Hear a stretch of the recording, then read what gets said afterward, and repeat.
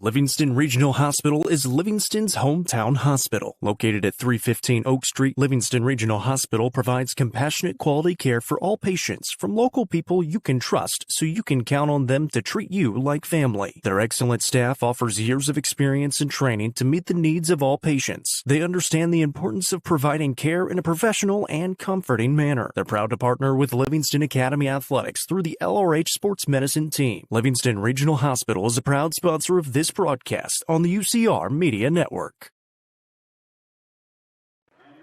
Welcome into Cookeville High School. It's Championship Monday in the Upper Cumberland, and it's District 7 3A tournament time. First up, our consolation game between the 5-seed Livingston Academy Lady Wildcats and the 2-seed White County Warriorettes.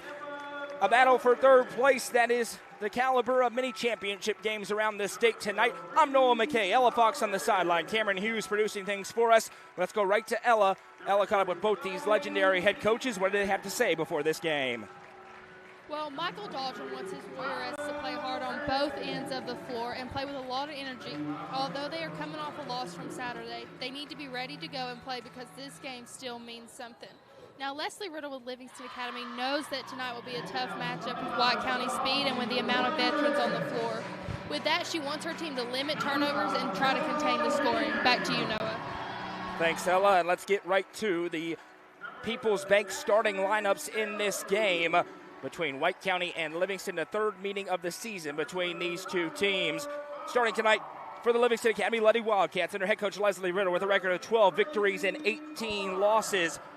Starting tonight for Livingston Academy, number 12, Reese Collins. Number 20, Chloe Jenkins. Number 23, Mila Daly. Number 10, Emma Poston. And number 3, Allie Reams. Their opponents, the White County Warriorettes under head coach Michael Dodgen with a 27-5 overall record, the 2-seed in this tournament, and the number 3 ranked team in the state of Tennessee in Class 3A. Starting for the Warriorettes tonight, it's number 5, Bella Winningham. Number 11, Ashlyn Selby. Number 12, Kyra Fox. Number 13, Gracie Clark. Number 14, Lakeland Grasty. As this game is the third meeting between these two teams this season, White County swept the regular season series. But as we learned on Saturday, sweeping the regular season means virtually nothing. We saw Livingston Academy beat Cumberland County. They got swept in the regular season. They got dominated in 2 games against Stone Memorial, nearly beat the number 1 seed Lady Panthers on Saturday in the semifinals. As our lead official, Bobby Rollins, throws it up. Let's get it on here in Cookeville as Lakeland Grasty possesses the opening tip. Grasty will bring it into the front court here. Coverage today presented by the Overton County Farm Bureau. Right side it goes to Bella Winningham. Winningham off the dribble, fires it baseline to Gracie Clark. Her shot, no, partially blocked by Daly. Rebound ricochets around. Emma Poston has it. And here comes Livingston Academy. Reese Collins into the front court. They've had great starts in this tournament as Collins drives, throws it up, and the foul is there. Defensive Player of the Year and first team All-Upper Cumberland member Gracie Clark picks up her first personal. Apologies for the late start. The technology was not working, so we've kind of combined 2 kits. So there's a couple of things that are a little bit iffy right now. We'll get them corrected as it goes on, as the first free throw is no good for Reese Collins at the Livingston Regional Hospital free throw line. Both these teams do advance on to the region tournament. The other matchup, Watertown 18-12 against DeKalb County, who is 9-8. How about 9-18 rather? DeKalb County able to advance to the District 8 Single A Championship game. Both these teams will be on the road on Friday night in the Region 4 3A opener. Then it'll go to the neutral site at Watertown High School. Lakeland Grasty coming off a great game against Upperman. Drives in, pulls up in the mid-range and hits. And it's 2-1 White County here early on in this game. These two teams met on January 22nd and February 13th. White County won the first meeting by 11, the second meeting by 24, as Emma Poston drives, puts it up and in. Emma Poston was front and center for Michael Dodgen. She's having the tournament of her life so far. The senior Bryan College signee gets Livingston their first field goal as Bella Winningham gives to Ashlyn Selby. Selby on the drive now bounces back Winningham. Winningham off the dribble, kicks back to Grasty. Grasty drives on Collins, fade away in the mid-range. Another tough shot won't go. White County coming off a war, losing in overtime against the Upperman Lady Bees, who we will see later on tonight when they take on one-seeded Stone Memorial in the championship game. Mila Daly gives in to Chloe Jenkins. Jenkins goes against Selby, forced underneath the hoop. She'll give off to Collins, who's fouled. Lakeland Grasty picks up her first, team second. We are live on the main UCR Facebook page, YouTube channel, and the NFHS Network. We're happy to be along with you tonight. Thank you for joining us as the inbound goes to Collins. Her finger roll is too strong. Rebound punched out, and Bella Winningham runs it down. Here comes White County. Winningham bounces it across to Clerk, who puts it up and in. Gracie Clerk on the board for the first time, and it's 4-3. White County back in front by a point. Turnover's a point of emphasis as White County goes into the full court press. Jenkins able to touch it over to Collins. Collins dumps to Emma Poston. Poston on the drive, she'll dump back Collins. Lines up the deep three, can't hit off the heel. Rebound punched by Daly, and she fouled Grasty. Mila Daly picks up Livingston's first personal foul.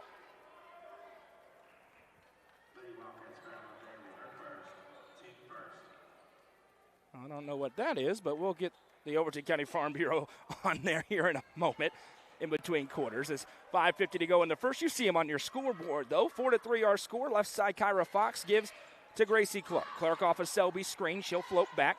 Now drives in the lane on Jenkins. Twisting shot. Can't hit. Jenkins on the rebound.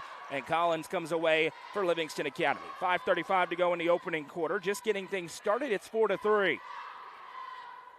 Collins sends it right side to Poston. Poston jabs, now starts to drive. She'll dump it off Reams. Allie Reams has it swiped by Winningham. Great save, went to Poston. Now swiping at it is Fox. Bodies on the floor as Jenkins comes away. She'll get back to Allie Reams. Reams been in foul trouble alongside Collins in their first two games of this tournament, rather. They have played well in those games, but have been forced out to the bench pretty often.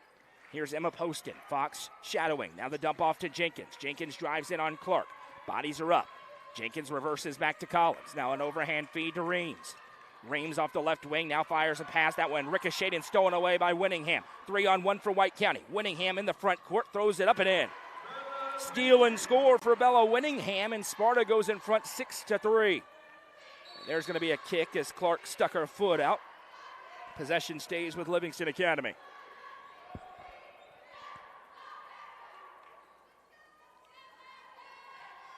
Championship Monday, 3 games coming up later on at 7:30. Here it'll be Upperman Stone over on UCR 2. It'll be Pickett County, Jackson County, and on UCR 3, it's Cookeville, Coffee County. 3 great games as Reams has it go through her hands out of play. And that is the back-to-back turnovers now for Livingston. That's something they really wanted to avoid. You heard Ella talk about that with Leslie Riddle. Sparta able to win the first 2 games, forcing those turnovers. It's been the bugaboo for Livingston in their losses. Won 1 regular season district game at Upperman, then got the huge win over Cumberland County to extend their season. As Fox sends it over left side to Clark. Clark drives in on Mila Daly, turns into the low block, retreats it back to Selby. Selby backs down Jenkins, loses handle. Jenkins able to wrestle it away as there's a tie-up. The arrow belongs to Livingston.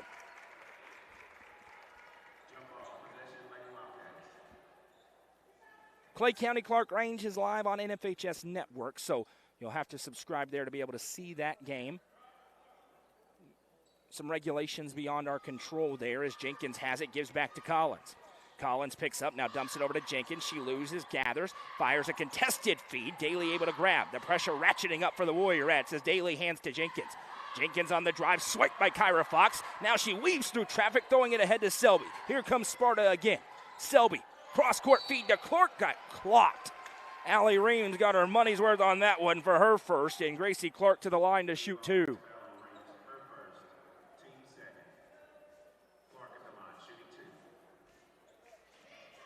Clark's first free throw on the way.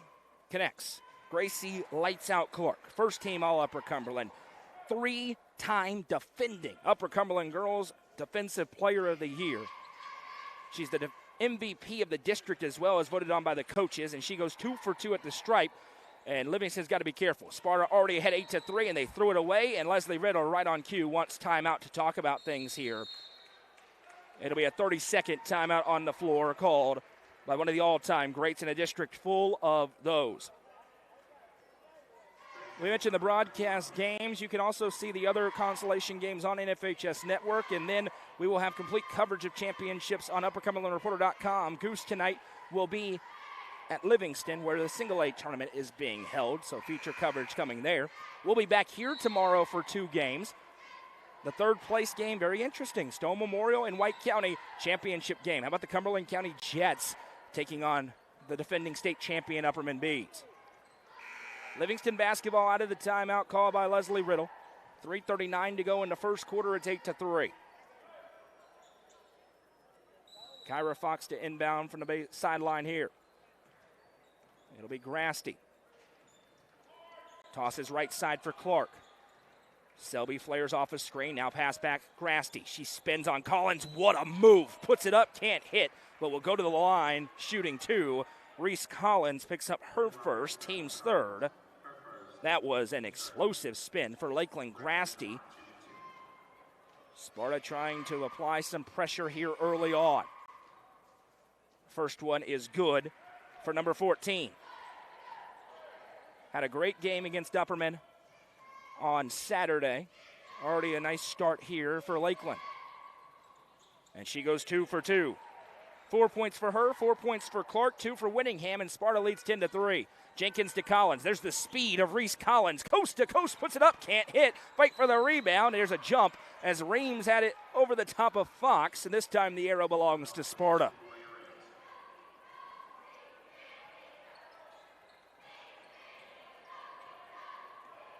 Grasty going to bring it up here for White County. 3:16 to go in the opening quarter.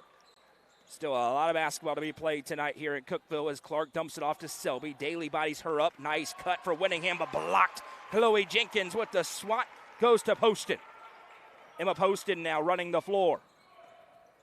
Right side for Allie Reams. Daly battling with Selby inside. They'll work her way to Jenkins now. Jenkins fires it into Reams. Reams spins. Now will pull up in the mid-range. Long two, no. Livingston cold from the floor. Here comes Selby looking to capitalize. Selby into the front court, dumps it off to Lakeland Grasty. Grasty spins again on Collins. Pulls up, no rebound. Winningham had it. It's knocked away. She then gathers. Second chance from Bella Winningham. Selby has it poked. Now she'll collect. Deposits back for Winningham. She'll drive. Left-hand lay, too strong. Rebound Clark, the putback, no. Collins on the rebound, and here comes Livingston. LA knows their defense has to be great tonight. It's pretty good on that possession. And now another near turnover as Grasty dove on the floor for it. Now Daly has it poked out of bounds. They'll say Daly last touched it. Possession back to White County. And as we've seen for Livingston, they're going to go with the wholesale change. Just one Lady Wildcat will stay on the floor as Harris, Hughes, Copeland, and Hammock all check in. Poston stays on. No move to the bench yet for Michael Dodgen. 2:05 to go in the first quarter. It's 10-3. Grasty picks up her dribble, sends it right side for Bella Winningham. Winningham off a screen, pass fake now. Surveys Grasty with a nice behind-the-back move. Now she'll throw up the shot and finishes. Lakeland Grasty in rhythm early. She's got 6 and Sparta's ahead by 9. Danger red light on right now for the Lady Wildcats. Hammock gives to Harris. Now back to Poston. Trying to solve the pressure. Copeland in the corner. She'll send back to Daly. Harris. Harris gives in Poston. Poston turns, left-hand lay. That one's up and gets the roll. Emma Poston with the 2. She's got 4 in the quarter. First points in a long time for Livingston Academy. Here's Ashlyn Selby. Selby on the drive against Copeland. Shrugs her off, steps through, puts it up, no. Copeland snatches the rebound for LA and a foul. Big call. Who's it on, Selby or Clark? It's on Selby, and that's good for Sparta. Clark already had 1. Selby picks up her first.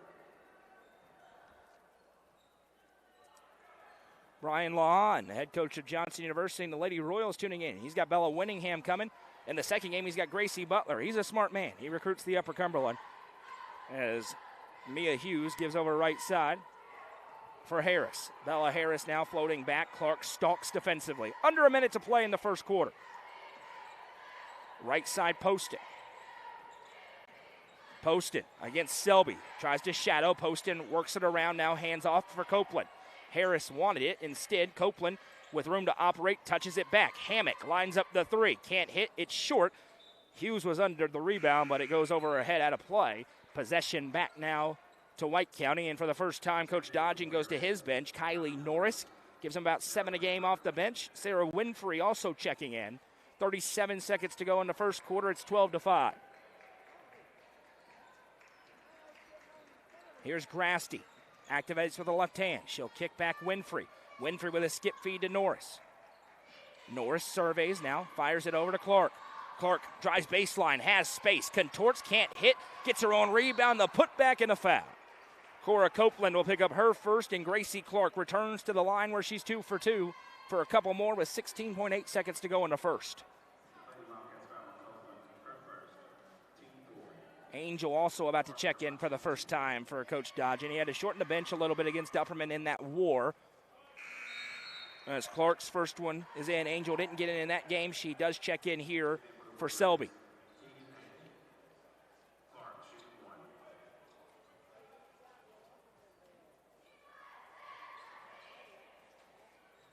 Gracie Clark misses the first free throw of the game for her now. Rebound fought for. Harris is in the teeth of the defense, able to dump it over. Now ahead to Hughes. It's too far for her. She runs it down. 7 seconds for Livingston. Hammock now. Back to Harris. 3 seconds. Harris with Grasty right in front. Spins. Blocked. Great defensive possession for Lakeland Grasty. That brings us to the end of one. This is the District 7 3A tournament presented by the Overton County Farm Bureau on the Watson Chevy UCR Media Network.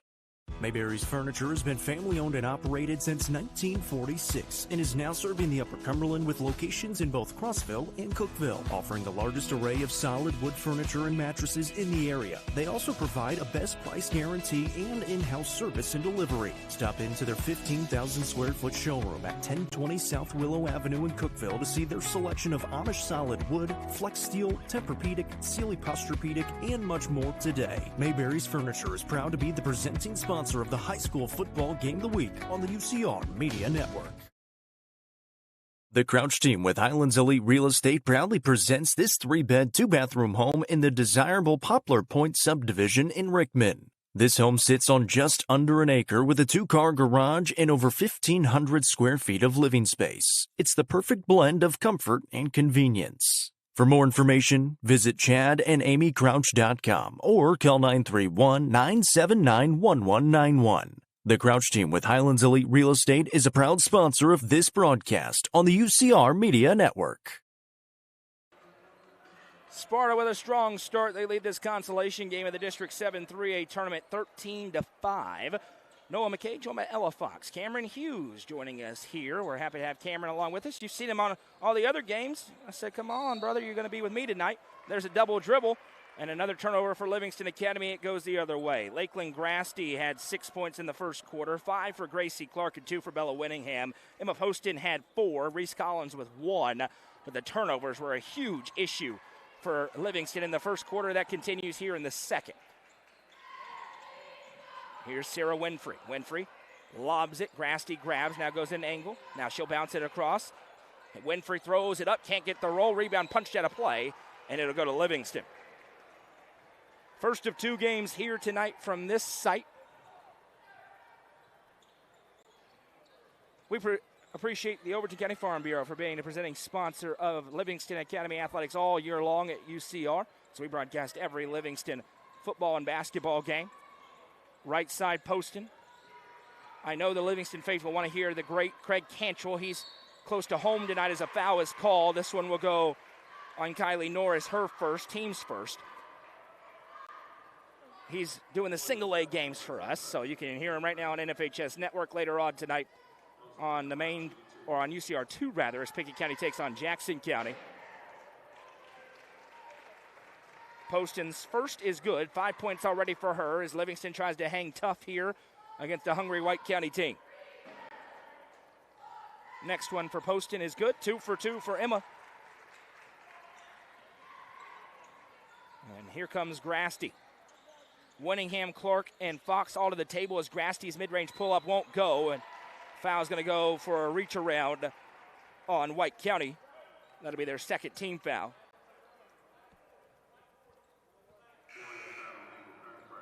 Angle picks up her first. Grasty checks out. Starters back out for White County with the exception of Norris, who stays on the floor. Copeland dumps it over to Hammock. Still 4 subs on the floor right now for Livingston as Leslie Riddle tries to push the right buttons. Poston able to get it over left side. Hammock, she'll dump it to Copeland. That's about to change as those 4 starters are returning to the table, but inside Hughes able to stick with it, and Mia Hughes Makes it a 4-0 run for Livingston Academy. 13-9 our score. Here's Clerk. She'll pull up in the mid-range and hits. Gracie Clerk doesn't need much space, and she rattles it home. She's got 7 already. 15-9 our score. Pass over left side. Here's Hammock. Weaving through traffic. Finger roll. Too strong. Rebound down. Ashlyn Selby with it for White County. Coach Dodgen says go. They do. Outlet feed to Clerk, and she traveled. She's trying to tiptoe to stay in bounds and just kind of hopped forward. So back it goes to Livingston as those 4 starters check back in. Jenkins, Reams, Collins, and Daly all back in. Here's Jenkins. She gives back to Daly. Now over to Collins. Skip feet ahead Reams. She'll send it to Jenkins. Jenkins drives in on Fox. Puts it up and a foul. Kyra Fox going to be called for her first personal. Nobody in the game has more than 1. That is the 3rd team foul going against White County. Let us know in the comments who you are, where you're watching from, who you're cheering for tonight. As the first one is good for Chloe Jenkins at the Livingston Regional Hospital free throw line. Next one, good as well. Jenkins goes 2 for 2. 15-11, 6:10 to go in the half. Fox working off a screen from Selby. Now back Winningham. Little head fake for Bella. She goes down the baseline. Underneath late. Tough shot. Bella Winningham threw it over her head and finishes. Here's Allie Reams. Quickly head Livingston before the pressure can set up. Daly now from the left wing. She'll send it in. A drive into the baseline for Bella Harris. Harris gives back to Collins. Now she'll fire it in Jenkins. Jenkins working on Selby. Gives back Collins. Open mid-range jumper is good. Nice half-court offense for Livingston Academy. Reese Collins has her first field goal at 17-13. Bella Winningham all alone reigns home the tray. She's looking to get it rolling from downtown. A big 3 makes it 20-13. Now Harris in trouble. Nearly ripped away. She finds Collins. Collins in traffic, gives over to Reams. Out of the corner, Reams into Jenkins in the low block. She'll pick up her dribble, needs an outlet. Finds it in the form of Collins. Collins with a skip feed over to Harris. Now she'll bring it back.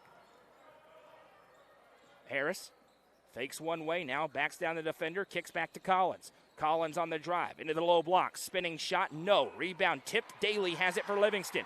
Myla Daly swiped away by Fox, but Collins runs it down. Collins over to Jenkins. She turns into a double team and a foul. Gracie Clark can't believe it, but I believe this will be the second on number 13. It is, and it's also the 4th on White County in the quarter to 0 on Livingston. And this is going to be 2 free throws. They'll say it was in the act. So Chloe Jenkins will return to the Livingston Regional Hospital free throw line for 2. First one for Jenkins, gets the friendly roll. She's 3 for 3 now as Emma Poston checking back in for Bella Harris. Grasty in for Kylie Norris. Both guards did a nice job off the bench. Jenkins, next one is good. 2 for 2 for Chloe Jenkins, and it's 20-15. Here's Lakeland Grasty. Look at the urgency. She brings it up the floor. Winningham, high arcer, good. Bella Winningham, look out, starting to feel it. Back-to-back threes, and it's 23-15. When she gets hot, she can rain them through. Jenkins with it. Back to Collins.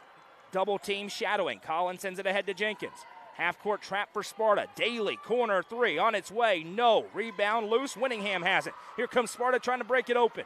Winningham. Left hand dribbles it. Now a drive against Jenkins. She'll turn. Shot fake. Turn again. Skips it over to Grasty from the wing. Grasty. Foul. Reese Collins on the reach. That'll be her second. Mentioned the foul trouble that has hurt Collins and Reams in this tournament. That's the first team foul on Livingston as Sarah Winfrey checks in. Gracie Clark will check out. Talking with Coach Dodgen earlier, he said, this is an opportunity when you know you're advancing to rotate a little more, give a little more breaks as Collins rips that one away. It goes right back to Selby. Now she'll send it to Grasty. It's an opportunity to get big minutes for some players who may be relied upon as there's a block by Jenkins, and it goes to Poston. Poston with it. Bringing it up against Grasty. Little shrug play on. Now Collins. To the baseline. Collins Fires it into Daly. Daly threw it away. Went right to Grasty, and here comes Sparta again. Grasty, jump stop, pull up, foul. Lakeland Grasty to the line to shoot 2. And now Emma Poston can't believe it, but she's going to be called for the personal. That is her first, team second. And Sparta could stretch it to a double-digit lead if Grasty can go 2 for 2. First one is good for Lakeland Grasty. She has 7 in the first half.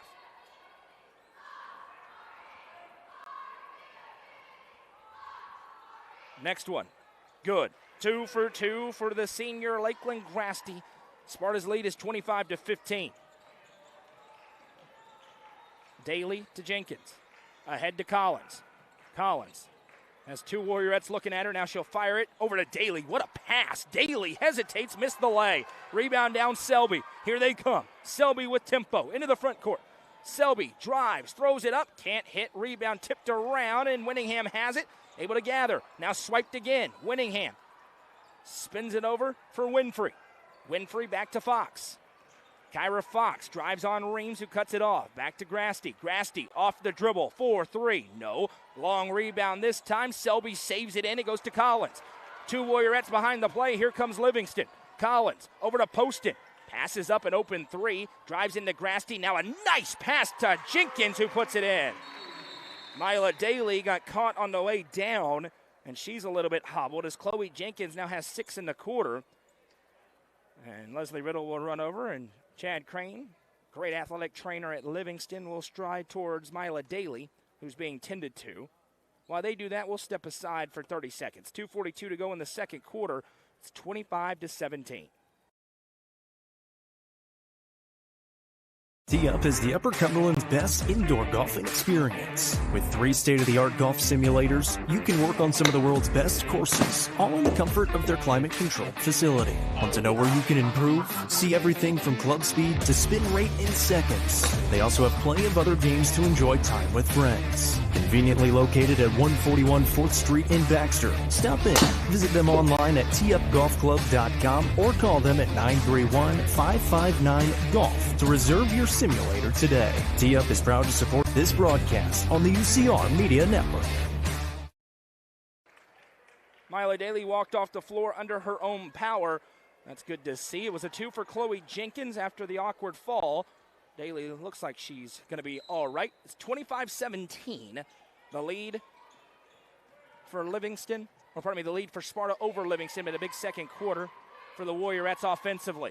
Back Bella Winningham. She's hit a couple of 3s in the frame. Winningham spins it back Grasty. Grasty drives it on Collins. Now back to Selby. Selby picks up her dribble from the elbow. Now gives off to Grasty. In open space, she's tripped up. And I think they're going to call it. There was a whistle. One official didn't see the other. A foul was called. And so it will be a foul. We'll see if this is 2 free throws or on the floor.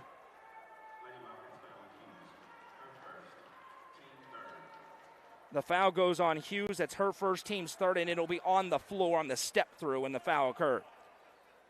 Just before halftime, it will be Ella Fox, and she'll speak with Michael Dodgen on his way into the halftime locker room, so stick around for that. Grasty inside is foul. Into the back went Hughes, and that's back-to-back fouls on Mia Hughes.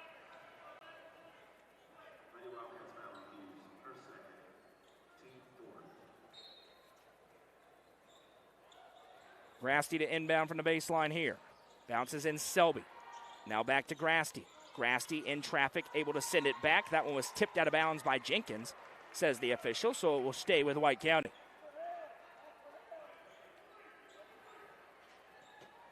Kyra Fox in the backcourt with 2:10 to go in the second. It's 25-17.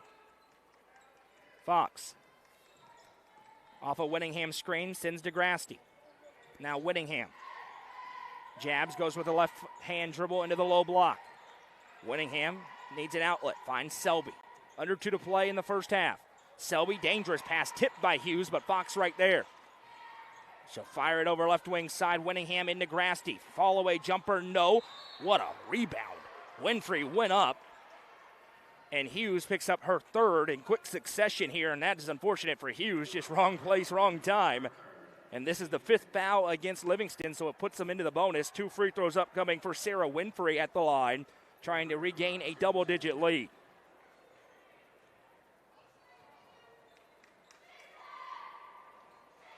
Winfrey flies away and missed the front end. Copeland checking in for Hughes with those 3 fouls.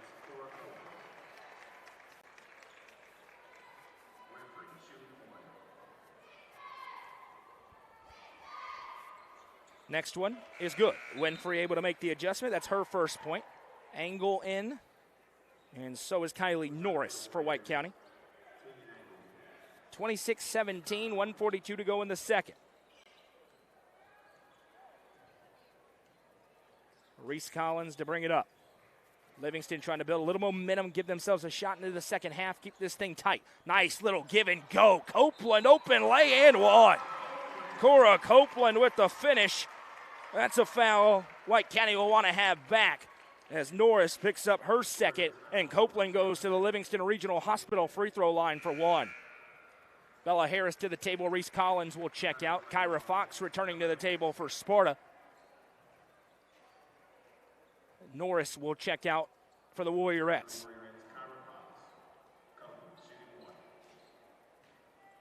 Cora Copeland at the line. Converts the old-fashioned 3, and Livingston cuts it down to a 6-point game. 1:25 to go in the first half. Grasty gives to Winningham. Going to line up the deep 3. Banked it in. Bella Winningham, her third 3 of the quarter. That one, not sure if she was trying to bank it, but it's all the same. 3 on the board for Sparta.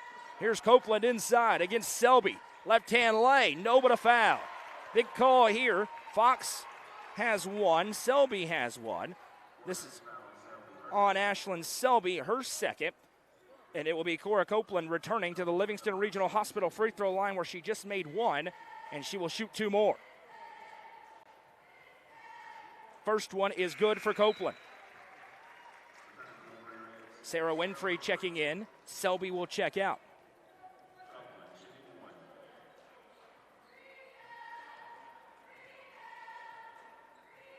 Next one is good. Copeland, 2 for 2. She's keeping Livingston in it right now, but Sparta's offense is in rhythm on the other side. And it's because Bella Winningham thought about the deep one. Instead, off the dribble, picks up. Hands off for Fox. Fox over to Grasty. Grasty out from the wing. Poston will shadow her. See if Sparta holds for one final shot. Looks like they're just going to go. One-on-one isolation. Grasty on the drive, blocked by Poston. Fight for the rebound. And somebody was out of bounds, and I believe it was Livingston. It was touching that basketball, so it'll stay with White County. Grasty to inbound. Fires into Winningham. Off a screen. Step back 3. No good. Angle saves the rebound in. Poston has it knocked out of her hands. And they gave it to Sparta. Not sure how that was possible. But either way, White County retains possession with 31.2 to go in the half.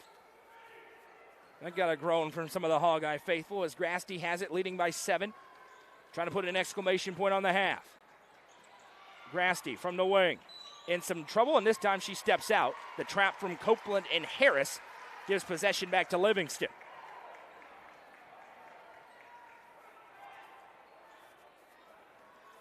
Bella Harris going to bring it up. She looks over towards Leslie Riddle for the final play with 15 to go in the second quarter.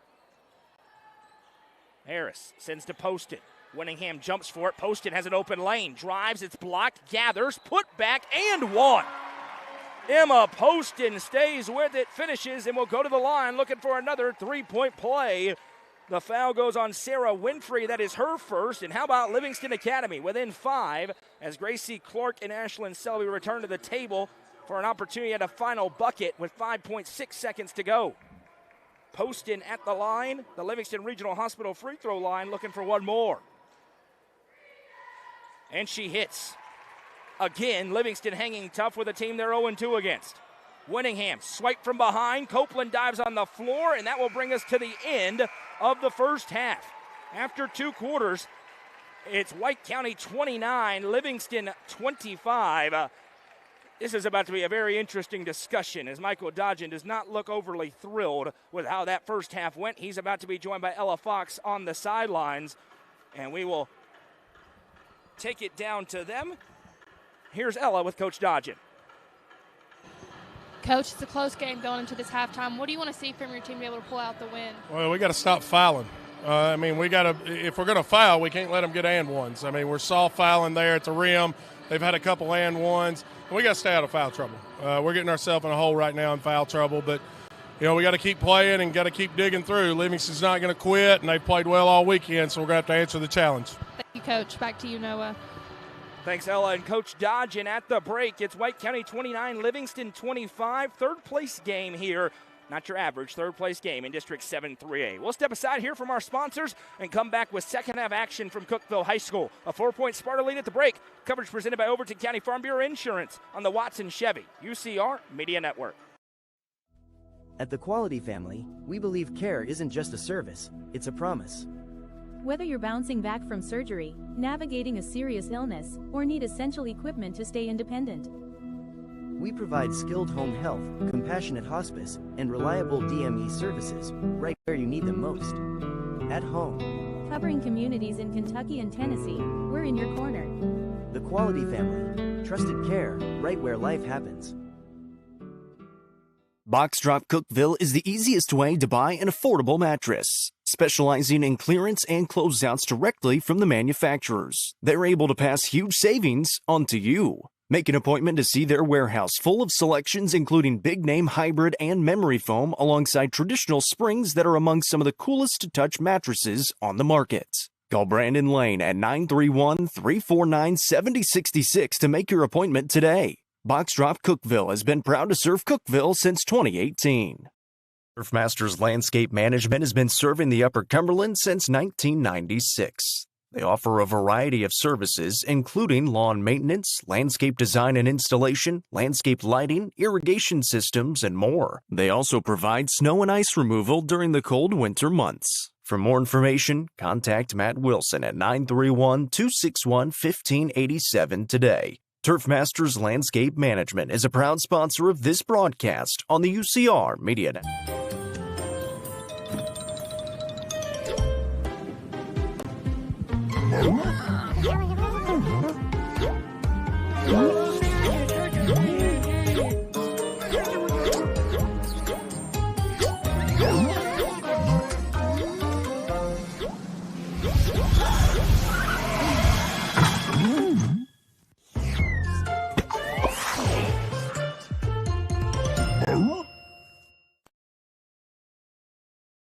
Nelson Trophy and Screen Printing is proud to support student athletes and athletic departments throughout the Upper Cumberland.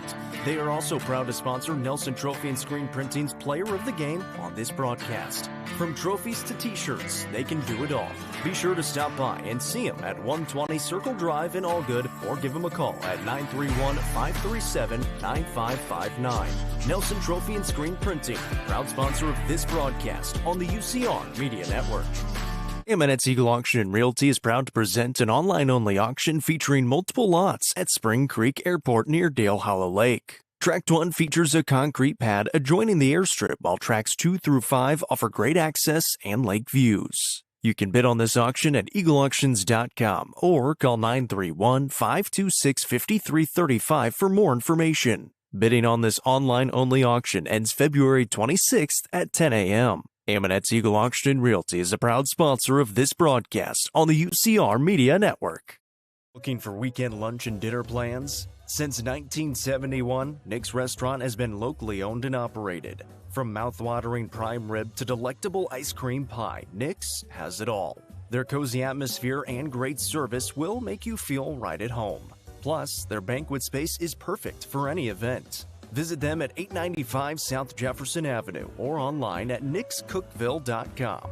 Nick's Restaurant is a proud sponsor of this broadcast on the UCR Media Network. The Real Estate Collective is a team of experienced, licensed real estate agents serving the entire Upper Cumberland region. Whether you are looking to buy or sell, the RICO team is ready to serve you. With a focus on people over profits, you can rest assured the Real Estate Collective can help make your real estate dreams a reality. Call 931-559-9500 for more information or see their current listings at letsgorico.com. The Real Estate Collective is proud to support student athletes in our area and this broadcast on the UCR Media Network. Watson Chevrolet is proud to present the area's best selection of new and pre-owned cars, trucks, and SUVs. Watson Chevy's staff of experts are ready to get you into your next vehicle with unmatched service and knowledge. Stop in at 2350 Cookeville Highway and get your vehicle serviced by their highly trained professionals. Right now, you can save money on oil changes, regular maintenance, and battery installation. And remember, don't buy till you see Jason Fye. Watson Chevy is proud to be the presenting sponsor of the UCR Media Network. Are you looking for the best dining experience in the Upper Cumberland? Visit Fire and Vine in Cookeville's historic West Side. Fire and Vine offers great service and a unique menu, including mouth-watering deep dish pizza, delectable beef, chicken, fish, and more. Take in stunning views from the rooftop while enjoying your meal. Come and experience the charm and flavor of Fire and Vine, your new favorite spot for a memorable dining experience. Fire and Vine is a proud sponsor of this broadcast on the UCR Media Network. Loading the kids in the car, brokering peace in the back seat, mastering the snack handoff without even looking. Why are simple things sometimes so complicated? Thankfully, with auto owners, insurance doesn't have to be one of them. We work with independent agents who keep insurance simple, so you can worry about more important things, like figuring out what's growing in that cup holder. That's simple human sense. Visit swallowsinsurance.com or call us today, 931-526-4025. Protecting your future, it's what we do. Overton County Farm Bureau Insurance is proud to serve our community. Christy Key, Nate Neely, and Corey Nard are your local auto, home, and life insurance experts. Whatever your insurance need, they will work to find you the best solution. Visit them at 7486 Bradford Hicks Drive in Livingston or call them at 931-823-1322. Overton County Farm Bureau Insurance has been proud to present Livingston Academy Athletics all year long on UCR for over 5 years.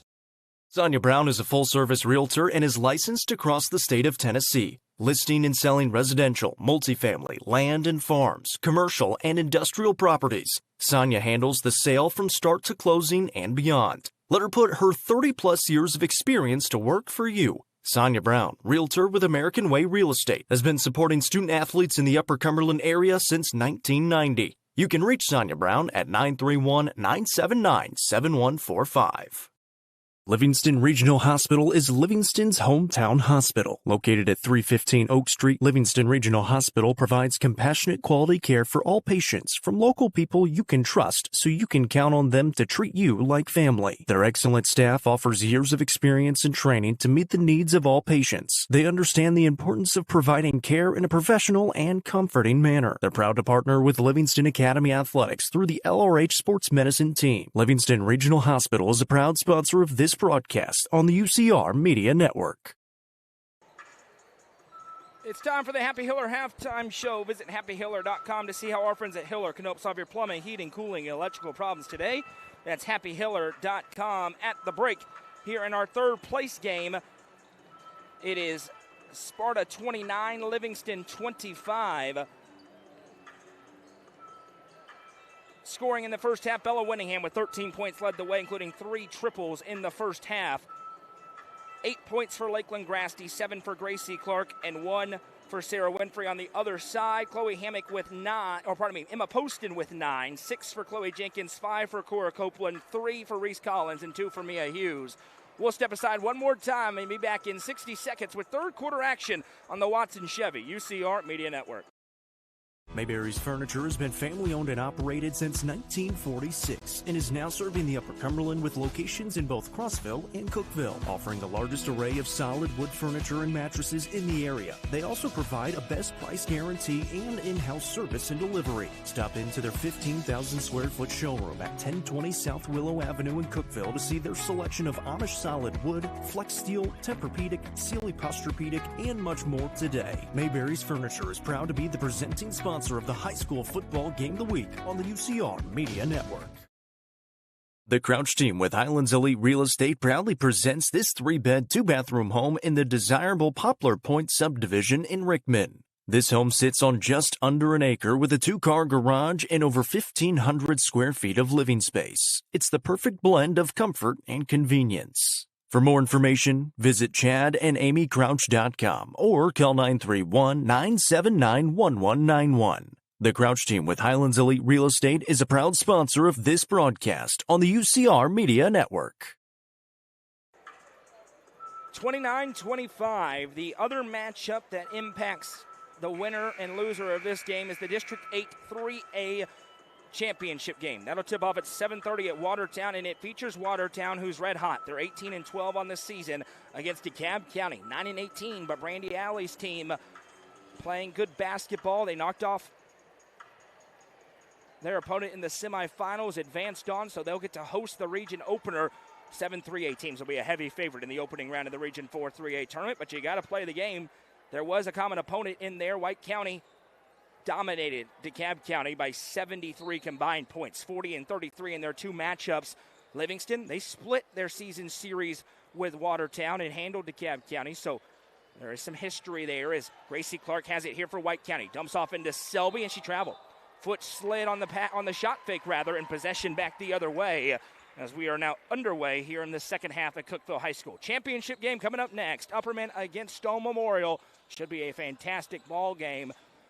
They played a couple of weeks ago. It was a 3-point game as Jenkins has it, gives to Allie Reams. Lines up the three, no rebound. Gracie Clark has it. Here comes White County. Clark, outlet feed to Winningham, and Bella Winningham too strong. Reese Collins comes away with a rebound, and here she comes. Collins loses handle, able to gather. Now she'll send it back right side for Poston. Poston on the drive, back to Mila Daly. Daly was firing it into Jenkins, and that was a kick. Coach Dodgen disagrees. The official called a kick, so it'll stay with Livingston Academy. Baseline inbound coming for Reese Collins. 4-point game. Livingston closed the first half strongly as Sparta led by as many as 10 in the second quarter. Poston has it left wing side. Emma picks up her dribble, gives back to Reese Collins. Collins backs down the defender, steps through, just throws it off, balance and in. That is a tough shot for the sophomore Reese Collins, and all of a sudden Livingston's within 2. Ashlyn Selby lines up the three, missed everything. They said Fox saved it in. Looked like she was definitely out. Livingston comes away with it either way. Here's Allie Reams. Coach Dodgen trying to spur on his team. All of a sudden, upset alert is on again here in Cookeville. Reams spins, throws it up, and is partially blocked by Selby. Here comes Gracie Clark. Clark drives all the way in, coast to coast, can't hit. Rebound loose. Selby and Jenkins dive after it, and sliding, Jenkins saves it to Poston. 29-27, 6:20 to go in the third quarter. Livingston Academy is playing their best ball of the season in this tournament, and that's continued tonight. Collins on the drive, left hand underneath, and a foul. I believe they'll call it on the floor. This one goes on Lakeland Grasty, her second. 29-27 still. Sparta has not scored in the second half. Collins to inbound from the baseline. Fires into Reams. Tell you, the complexion of the region tournament becomes very interesting with a Livingston Academy win. Poston lines up the three and hits. Emma Poston with Livingston's first Twin Lakes Tractor 3, and Hogeye with a 1-point lead. What kind of response does White County have in them? Lakeland Grasty into the front court. Over to Fox. Now Clark. From the elbow, Clark drives, dumps off Selby. Denied, one dribble, kicks out to Fox. Kyra Fox drives on Collins. She'll kick to Clark. Clark with a step into the low block, spins, throws it across, pass tipped into the air, out of bounds. Last touch by White County. Livingston Academy with all the momentum. It is 30-29 with 5:34 to go in the third quarter. Business has picked up. Collins to Jenkins. It's pressure time for White County, meaning they're applying it defensively. Here's Allie Reams on the drive, and she traveled. Selby with great defense. The travel is against Livingston, and possession back to White County with 5:21 to go in the third. A Livingston win, and you're going to see a lot of eyes turned because Leslie Riddle has her team playing well, but Kyra Fox says, not so fast, my friend. She rains home the three. Sparta back in front. First points tonight for Kyra Fox. Reams, long two, good. Allie Reams ties it back up. Here we go. It's District 7 3A, baby. Kyra Fox back to Winningham. Winningham, top of the key, swings to Fox. Just hit one. Now she's hit two. Kyra Fox, back-to-back threes. White County's offense has woken up. 35-32 with 4:40 to go in the third.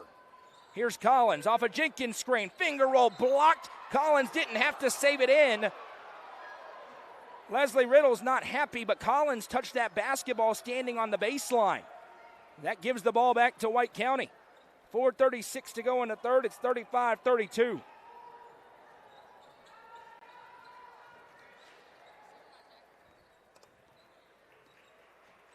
Right side, here's Fox. Big collision and the foul called on Reese Collins, and this is a big call because it's going to be the third on Reese Collins. So both Mia Hughes and Reese Collins each have three. Collins been in foul trouble each game of this tournament so far.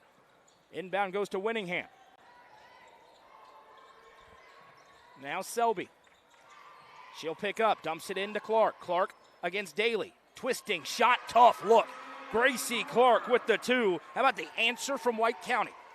The very experienced Warriorettes not blinking in the face of adversity. 37-32, middle of the third quarter. Collins off the screen. She had the look for three. Dump in Jenkins instead, and she's fouled. Chloe Jenkins will return to the Livingston Regional Hospital free throw line as Ashlyn Selby becomes the first Warriorette with 3 fouls. Jenkins been money at the line so far, 4 for 4 at the stripe. Make it 5 for 5. Some scores tonight.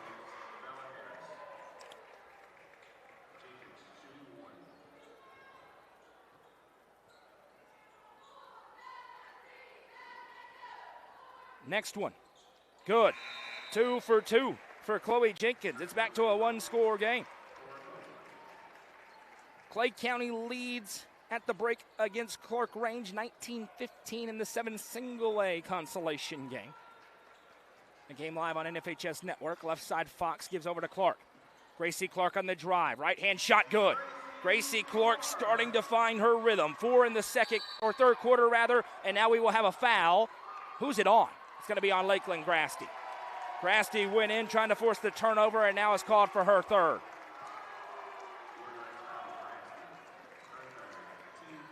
Third team foul against Sparta. 39-34 with 3:39 to go in the third. Reese Collins to bring it up.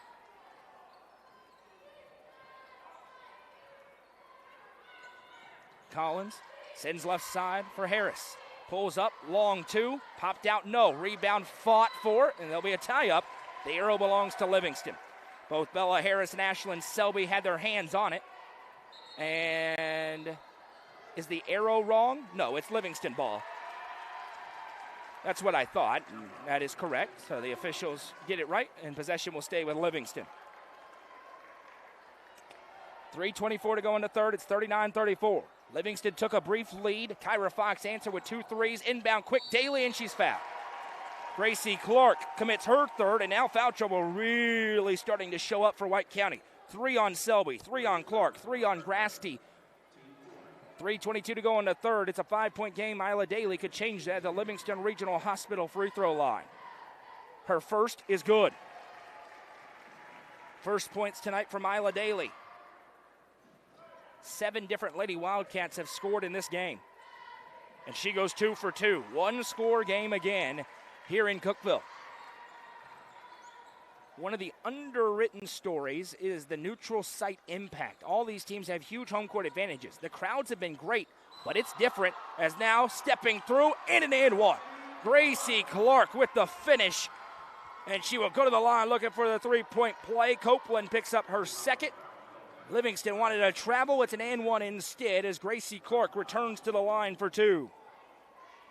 She's now got 6 in the quarter, can make it 7. And she does.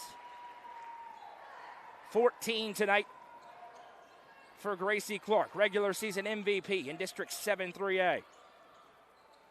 6-point game. Sparta's led by as many as 10. Poston.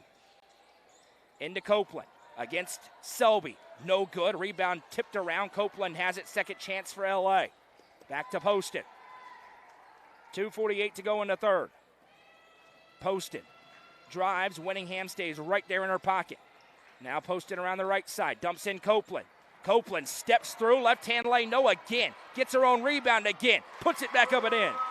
Third time's the charm for Cora Copeland.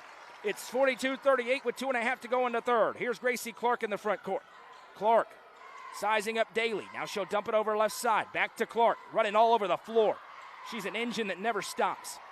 Selby weaving. Drive. Blocked but a foul. Cora Copeland commits her third. Each team with 3 players with 3 fouls. That could play a big role. Ashlyn Selby to the line for 2 with 2:15 to go in the third quarter. First one for Selby rattles home. That is just the first points tonight for Ashlyn Selby. As Allie Reams checking in for Reese Collins and Chloe Hammock in for Emma Poston.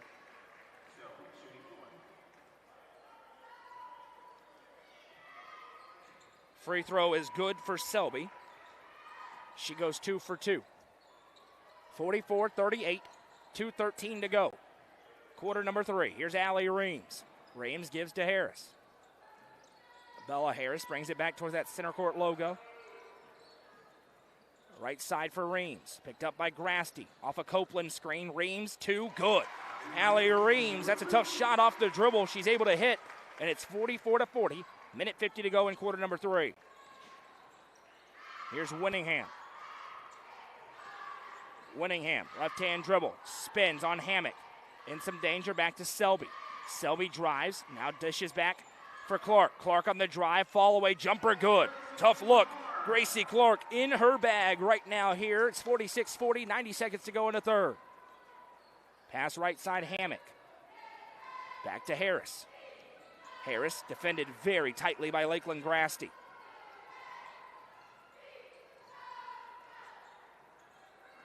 Now left side to Reams. Sparta's offense been really good in the quarter, but so is Livingston's. Dangerous pass. What a save by Clark. Threw it behind the back. Outlet feed to Fox. 2-on-0. Fox puts it up. And the foul. Allie Reams forced the miss, but commits her second. Kyra Fox will go to the line for 2. She really started this run with 2 threes. Not known as a sharpshooter, but she was when they needed it. And now Kyra Fox to the line to shoot a couple with 1:03 to go in the third quarter.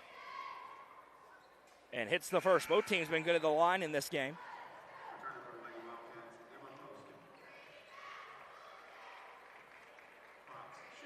Kyra Fox flies and hits. 2 for 2 for Kyra, and it's 48-40. 1 minute to go in the third. Sparta has answered the punch by Livingston with a run of their own. Now they have a sizable lead. Harris, left side. Working against Grasty. Off a screen. Harris fires it to Hammock. Hammock to Daly. Now into Copeland. Copeland works away from a double team. Now sends it back out over to Poston. Winningham right there on Emma Poston. The Bryan College signee against the Johnson University signee. Poston gives back Hammock. Now Harris. 27 seconds for Bella Harris. Into the low block. Spinning shot off the side of the backboard. Rebound down. Selby with a chance to stretch it to double digits. Fox, left side. Now Winningham. Back to Grasty. Grasty to Selby. Selby, 3 seconds. Running out of time. Steps through. Selby puts it up. No. And that brings us to the end of 3. White County 48, Livingston 40. This is the District 7 3A consolation game presented by Overton County Farm Bureau Insurance on the Watson Chevy UCR Media Network. The Crouch team with Highlands Elite Real Estate proudly presents this 3-bed, 2-bathroom home in the desirable Poplar Point subdivision in Rickman. This home sits on just under an acre with a 2-car garage and over 1,500 square feet of living space. It's the perfect blend of comfort and convenience. For more information, visit chadandamycrouch.com or call 931-979-1191. The Crouch Team with Highlands Elite Real Estate is a proud sponsor of this broadcast on the UCR Media Network. Tee Up is the Upper Cumberland's best indoor golfing experience. With 3 state-of-the-art golf simulators, you can work on some of the world's best courses, all in the comfort of their climate-controlled facility. Want to know where you can improve? See everything from club speed to spin rate in seconds. They also have plenty of other games to enjoy time with friends. Conveniently located at 141 4th Street in Baxter. Stop in.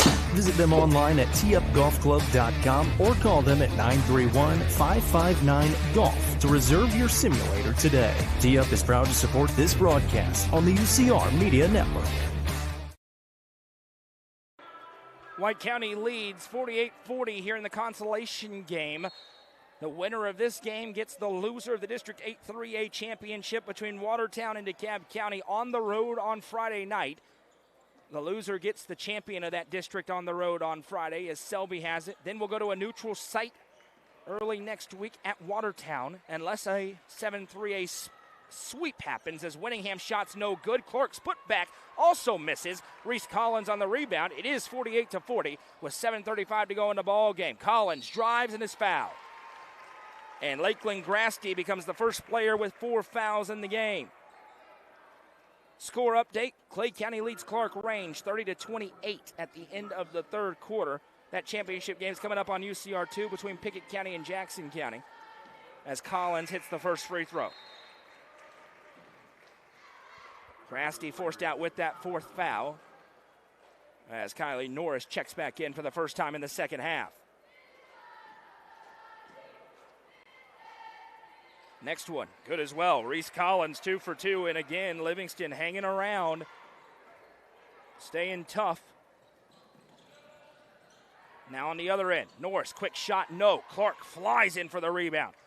Second chance for Sparta, and Selby traveled. No, it was a jump, my apologies. Hand on top of the ball, either way it goes to Livingston, but that will flip the arrow. The hand on top of the ball is simultaneous possession.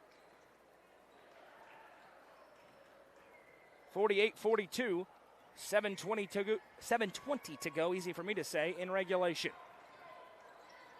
This tournament's been full of very tight games. We've only had one lopsided game on Saturday as Collins spins, puts up the shot, blocked by Fox, and it comes down to Selby. Here's Ashlyn Selby, dumps it over to Clark. Gracie Clark, step through, shot up, and a foul. Cora Copeland commits the personal. It is her 4th. So now each team has somebody with 4. They both have 2 more players with 3. Mila Daly will go to the table, but first it'll be Gracie Lights Out Clark to the free throw line for a couple. And the first one's no good off the heel. Big crowd on Facebook. Big crowd on YouTube as well. It'll be over 1,000 devices here momentarily if you hit share. As Clark now has 17 points. Gracie Clark had 9 in the third quarter alone. Collins gives to Emma Poston. Poston on the drive, dumps back Jenkins. Jenkins picked up by Winningham, now over to Poston. Poston off a screen, picks up. Now back to Jenkins. Nowhere to breathe against this Sparta man-to-man. Jenkins dumps it back to Collins. Collins puts a thumb up, gets the new play. Eyes up for Reese. Floats back, now dumps it over to Daly. Daly, nice feed to Jenkins, who turns, puts it up, tough shot, no, fight for the rebound, knocked out of bounds. Last touch by Selby, so it stays with the Lady Wildcats. 49-42 with 6:14 to go in the ball game. Collins to inbound. Fires Hammock. Chloe Hammock back in, again into Jenkins. She turns underneath, shot tough, lay is good. Little English on it for Chloe Jenkins. She goes into double figures at 49-44, 6 minutes to go in the ball game. Here's Gracie Clark on the drive, another fall away, gets the roll. Gracie Clark putting on a show. 7-point lead again for the Warriorettes. Here's Collins. Little hezzy, drive, kick, tipped into the air by Clark, stolen away by Norris, ahead to Clark, transition, swipe by Poston out of bounds. It'll stay with White County. Great play by Emma Poston, staying with it as Allie Reams checks in for Chloe Hammock. 5:40 to go in the ball game. 7-point Sparta lead. Inbound, open, Norris 3. That's no good. Rebound, Daly. Really nice box out by Mila Daly. Here's Reese Collins ahead. Collins checking over her shoulder, barrels in, keeps her footing, puts it up, can't hit.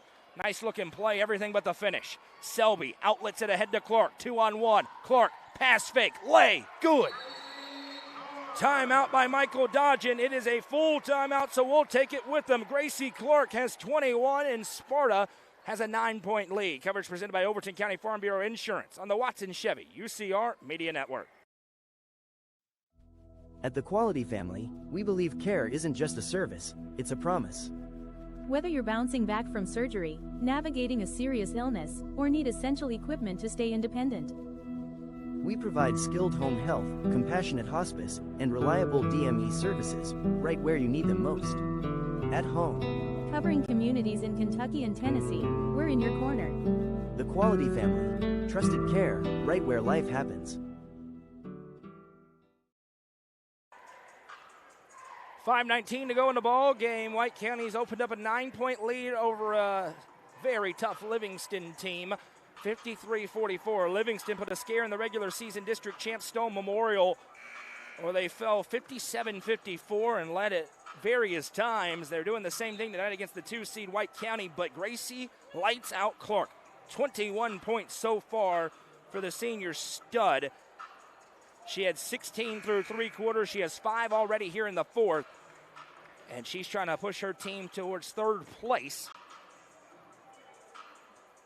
It'll be Livingston basketball. Every time they've gotten down as many as 10, they have answered back with a few quick points. They'll be looking to do so again here. Reese Collins into the front court. Sizes up Fox, now gives back to Emma Poston. Poston drives and hands off to Reams. Reams turns inside, spins, steps through, tough shot. No, another miss inside. Those really mounting here for Livingston Academy as the pass goes ahead to Norris. Norris across to Winningham. She'll get back out for Kyra Fox. Fox with a handoff. Here comes Clark. Gracie Clark drives and kicks back to Fox. Fox. Now back to Winningham. Winningham hands off to Clark. Clark goes for the drive, bumped, and a foul. Big one here. It will be the 4th on Reese Collins. They called that on the floor before the shot. 4.5 to go in the ball game, so Leslie Riddle down 9, going to have to leave her point guard out there. Inbound to Clark again, puts the shot up and good. Gracie Clark showing why she's a superstar right now in this basketball game. White County has their largest lead. It's 55-44. Here's Daly over left side Reams. The time for empty trips for Livingston has come and gone. Into Jenkins. She'll turn, puts the shot up and good. Chloe Jenkins gets to the spot. She now has 12. Don't forget, we've got a championship game to follow, and it is a heavyweight fight tonight. Stone Memorial and Upperman, round number 3, coming up 15 minutes after the conclusion of this game. Gracie Clark has it here. Clark gives to Kyra Fox. Fox dumps it over left side to Clark. Clark to Fox. Selby. Selby now finds Fox. Tosses back, Selby grabbed, hands off Winningham, looking for the dagger, can't hit. Reams on the rebound, and a chance for Livingston, down 9 to claw back into it with 3.5 to go. Here's Reese Collins. Works it to the right side, picks up, dumps it for Reams. Reams from the free throw line.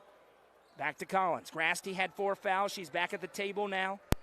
Norris has been playing 4. Collins gives to Daly.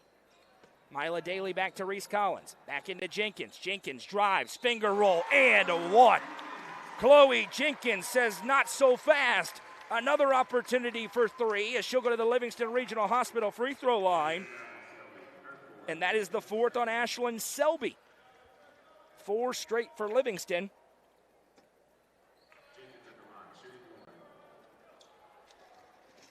3:06 to go.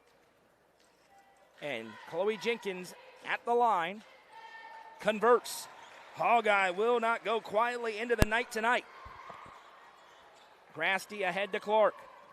Clark able to muscle it for Fox. Skips it back to Selby. Selby to Winningham. Winningham back to Selby. Fires it in. Contested catch. Clark puts it up at a foul. Gracie Clark on a return trip to the line. They get this one on Mila Daly, and that is her second. Team's third. 2:51 to go in this quarter in the regulation as Clark hits the free throw. Gracie Clark has scored all 8 points in the quarter for White County. Gracie Clark has scored all 9 points in the quarter for White County. 57-49, 2:50 to go in the ball game. Collins finds Poston. Poston picks up, surveys, dumps it over to Jenkins. Jenkins on the drive. Now she'll send to Reams. Reams finds Collins. Livingston's going to need some urgency here. Back to Reams. Into Jenkins. Poke from behind by Winningham and stolen away. Selby on the steal. Ahead to Winningham. Sparta looking to ice it away. Winningham picks up her dribble, bounces to the outlet. That's Selby. Now into Grasty. Grasty collects. Pulls it back. 2:09 to go. Poston bodies are up. Livingston going to have to pressure here, or they'll run out of time. Ahead to Selby. Now in, Clark, another 2 for Gracie Clark. 11 in the quarter, 27 in the game for number 13 in maroon and white. Sparta leads by double digits again. Daly into Jenkins. Retreats it out. Collins, her 3 won't go. Rebound loose. Daly and Selby fighting for it. There'll be a jump, and the arrow belongs to White County. 1:40 to go in the ball game. It's 59-49. Hammock checking in for Reams. Livingston's going to sag off here a little bit in a 1-2-2 pressure.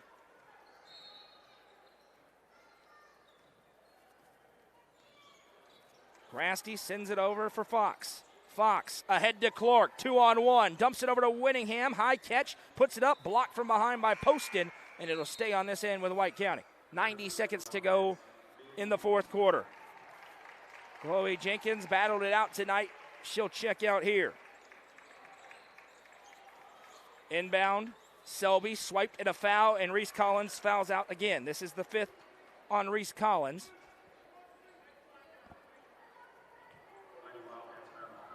.128 to go in regulation.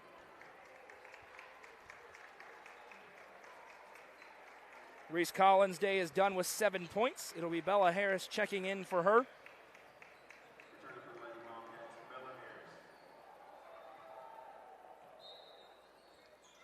Baseline inbound coming for Lakeland Grasty. I'll tell you, Livingston's going to be a tough out as the 4 seed in this region tournament. Whoever wins District 8 3A better be ready to play on Friday night. Forget about the overall record. This team's playing their best ball right now, and they have put some scares into top teams in the state the past 3 days, including eliminating a team that has a Miss Basketball finalist back on Friday. Here comes the trap for Livingston. Grasty splits it. Grasty pulls up at the mid-range. Can't hit. Rebound Daly. Knocked away from her. It's kept in by Hammock. 1:06 to go. 10-point game. Back to Harris. Harris into the front court. Sends it to Hammock. Hammock back to Harris. Now Daly. Daly to Harris. 50 seconds to go in the ball game. Harris bobbles. Selby right there. Players diving for it. Clark comes away, fires it to Winningham. Now it's a foot race. Winningham throws it up. Can't hit. Rebound down. Hughes with it. Now here comes Hammock. 35 seconds to go and a foul. We called on Bella Winningham. That is her first. It'll be a 15-minute break between this game and our championship matchup. We sure hope you'll stick around. It'll be on a new broadcast on NFHS Network. Same stream if you're on Facebook or YouTube. As Poston drives baseline. and traveled with it. Possession back to White County with 30 seconds to go.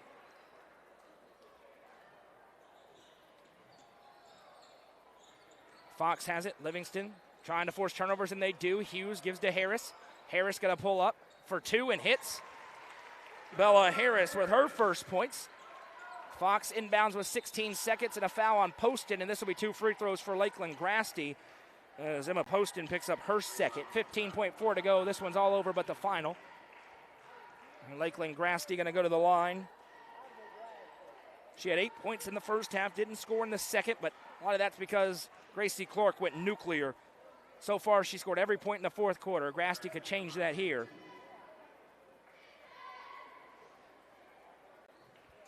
And Grasty does as she hits the first. And the benches are emptying for Livingston Academy and White County. And the fans will rise to their feet. Both these teams advancing on. They're both going on the road on Friday in the opening round of the Region 4 3A tournament. Grasty hits the second. And her day is now done. 10 for Lakeland Grasty. We'll bring you complete scoring here in the Livingston Regional Hospital postgame show just moments away. 13 seconds to go. Handoff goes now, losing handle, able to grab it, kick out. Pass over right side, 3 to shoot. Spinning in, and a shot will not be put up, and that will do it. White County takes third place in the District 7 3A tournament. Final score, Warriorette 61, Lady Wildcats 51. We welcome you into the Livingston Regional Hospital post-game show. Michael Dodgen will join Ella Fox in just moments, so we'll keep an eye on for when she has the head coach. Scoring for Livingston Academy tonight, 15 points for Chloe Jenkins, 12 for Emma Poston, 7 for Reese Collins, 7 for Cora Copeland, 4 for Allie Reams, 2 for Bella Harris, 2 for Mia Hughes, and 2 for Mila Daly for a team total of 51. And now we will go down to the head coach, Michael Dodgen, with Ella Fox. Coach, hard-fought game tonight. What are your thoughts from tonight's game? Well, I thought we played some defense there in the second half in spurts where we were able to get some leads and build up some stuff. You know, I thought Lakeland and Bella played really good in the first half, and then I thought Gracie Clark played really well in the third and fourth quarter, especially there for about a 4 or 5 minute. But you got to give a lot of credit to Livingston.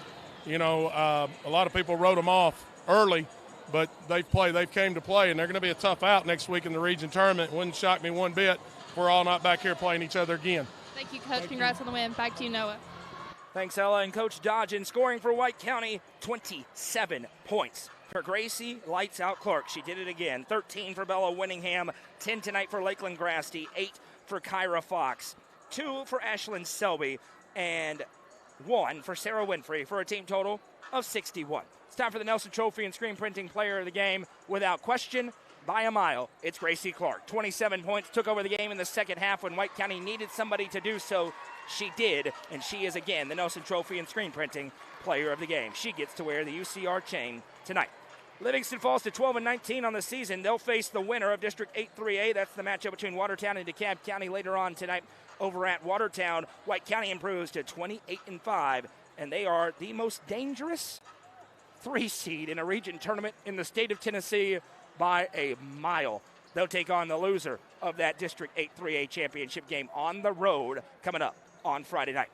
Well, that's just part one, the appetizer. The main event of the evening coming up in 13 minutes as the number 1 ranked team in the state, Stone Memorial Lady Panthers, take on the Upperman Lady Bees, fresh off a victory over those White County Warriorettes.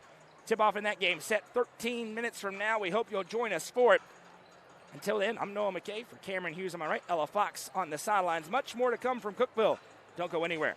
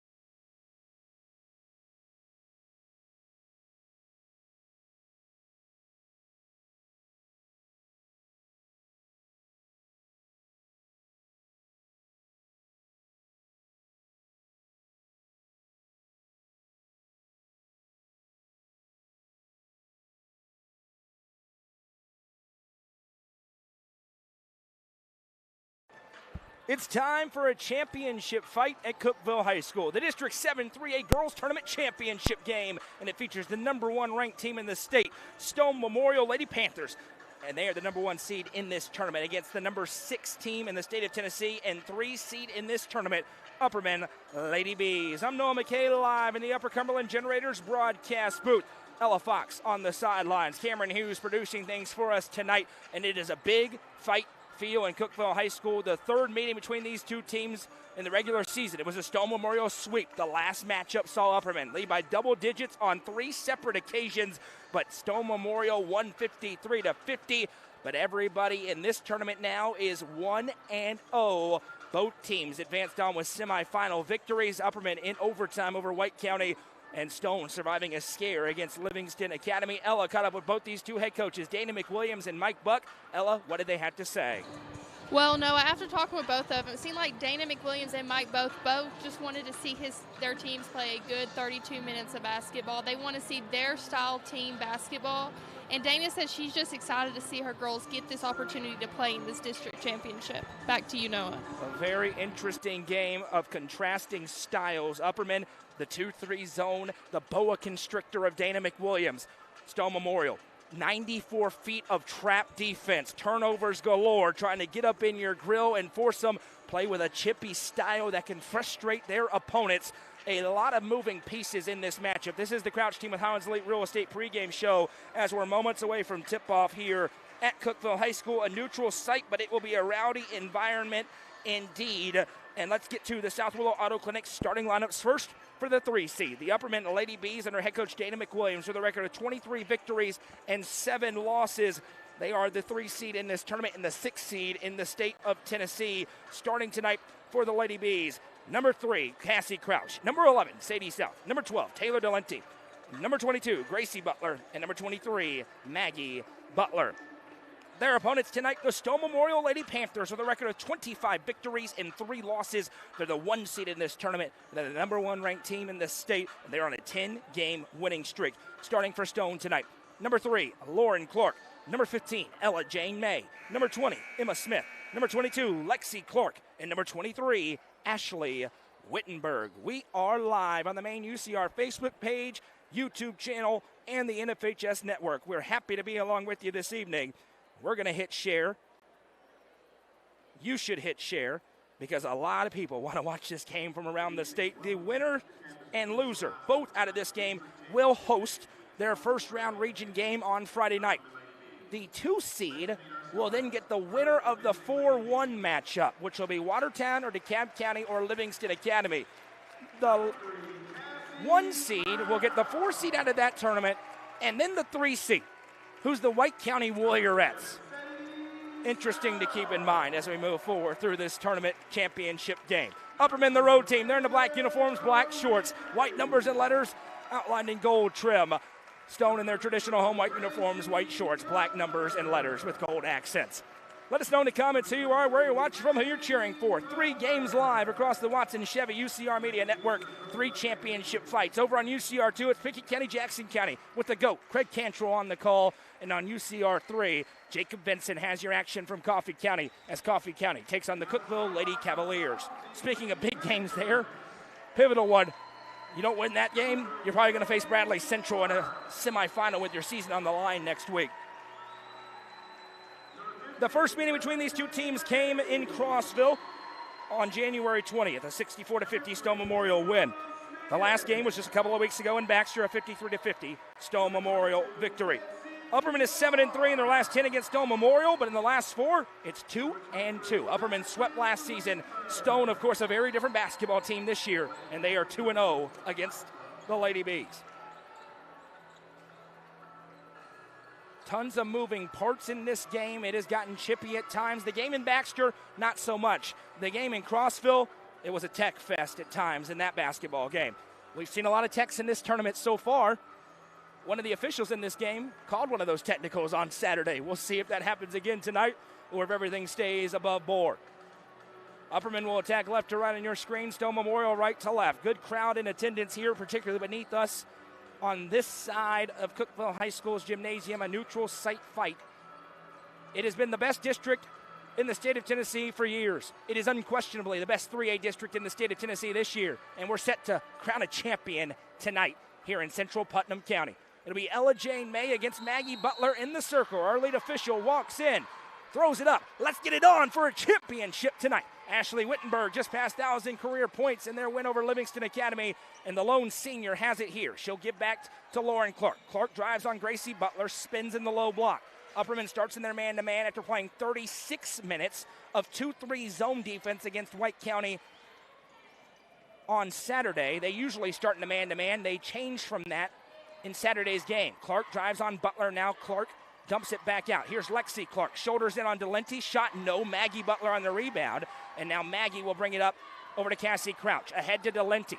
Delente drives the lane. Spins it back to Maggie. Open tray. On the way. Good. Maggie Butler with the game's first strike. It's a Sonia Brown with American Way Real Estate 3. And Upperman goes in front 3-0, 50 seconds in. Wittenberg off a screen by May. Drives inside to the mid-range. Now retreats back to the freshman of the year and all Upper Cumberland first-teamer Lexi Clark. Clark drives, picks up. She is the only female player to ever have the distinction of both of those. Being a freshman on the all Upper Cumberland first team, she's only the second player to ever do it. The other, Upperman's Ty Cobb. We'll see him in action against Cumberland County for a championship tomorrow. Not sure if you're familiar, but he's had a pretty good career. Here's an errant pass as they were looking into May. It's off the mark and a turnover. Upperman will get it back. Superstars everywhere in this game. Speaking of, Gracie Butler gives back to Taylor Delente. Cassie Crouch ahead to Maggie Butler. 2-on-1 now for Maggie. She'll bounce it across to South. South double team, fires a tip pass. First turnover of the game forced by the Lady Panthers as Lauren Clark. Now a full court outlet feed to Lexi. Her shot won't go. Rebound punched and Cassie Crouch has it. She's coming off her best game as a Lady B on Saturday. Crouch loses handle, it goes out of bounds, and they'll say she touched it last. Possession back to Stone. Back-to-back turnovers for the Lady Bees. That'll be something to watch against this press and trap of the Lady Panthers. 3-0 Upperman, 6:20 to go in the first quarter. Stone with a very slow start against Livingston, trailed 9-0 before roaring to life and escaping with the victory. They want to avoid that tonight. Lauren Clark gives to Lexi. Lexi on the drive against Delente, picks up. Now back to Wittenberg. Going to line up the three. Ashley Wittenberg answers with a triple from downtown. We're tied up at 3. Delente inbounds to Gracie Butler. Now Delente with it. Picks up her dribble. Full court feed ahead to Maggie Butler. The last matchup in Baxter, Upperman handled the press very well as the shot's no good for Gracie Butler, but South has an offensive rebound. Over to Gracie. Tosses to Delente. Open tray. That came out ugly off the hand, but she gets her own rebound. Delente skips it to Crouch. Back to Gracie. And that will be a foul. Losing her footing and getting the hold was Smith. Emma Smith picks up the game's first foul.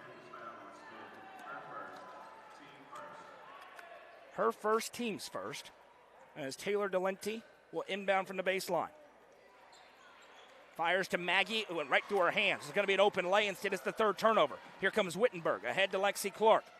Lexi head fake and drives. Now a reversal. Smith catches that as Butler goes flying. Here's Lauren Clark. Wide open lane, but missed the lay. Rebound fought for. Lauren has it. Hands to Smith, who puts it up and in.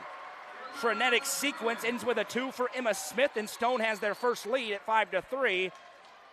And early 3 subs to the table for Mike Buck. Here's Sadie South. South to Maggie. Lines up the 3. Hits. Maggie Butler with her second. Sonia Brown with American Way Real Estate 3. Ahead Lexi Clark now. She'll drive. Big collision and a charge. Maggie Butler takes the charge. Lexi Clark called for her first personal, and we're going the other way. Big collision there. It's Taylor Amos, Bella Wyatt, and Brooklyn Lane.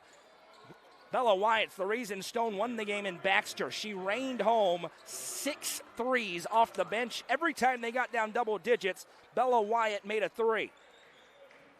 Tonight's game is presented by Sonia Brown with American Way Real Estate. We so appreciate Sonia for being the presenting sponsor once again in the postseason for Upperman basketball, as Taylor Delente has it here.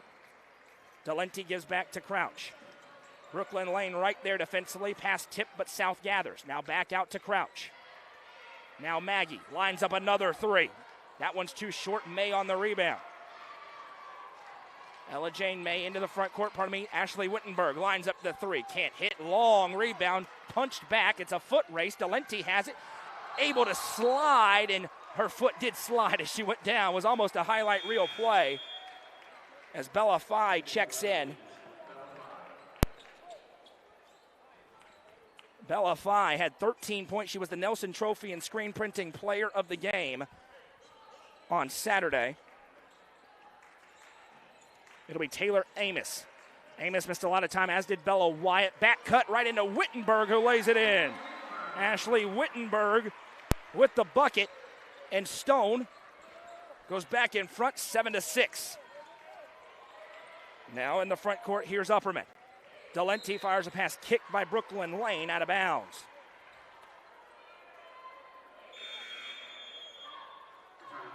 Gracie Butler in for Sadie South.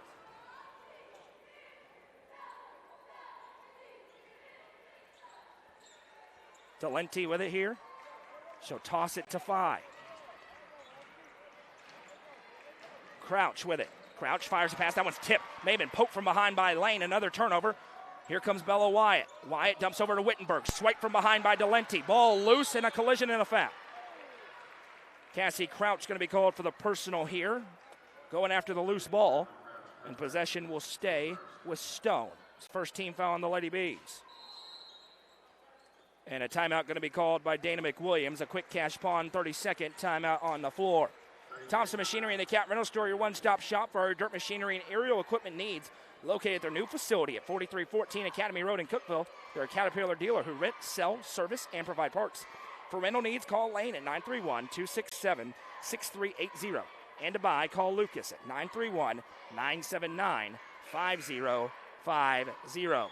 7-6, the early jabs have begun between these two powerhouse basketball teams.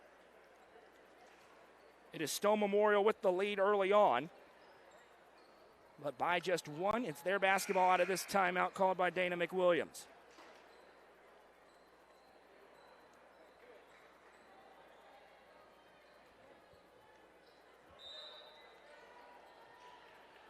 Inbound, Bella Wyatt with it. She'll send it over to Taylor Amos. It's a very early trips to the table for Mike Buck here in a championship game as Amos gives over back to Lane. Now immediately right on cue. Back to the table goes Lauren Clark. Wyatt lost handle of it. Maggie Butler last to touch it as Lexi Clark and Lauren Clark will check back in for Amos and May.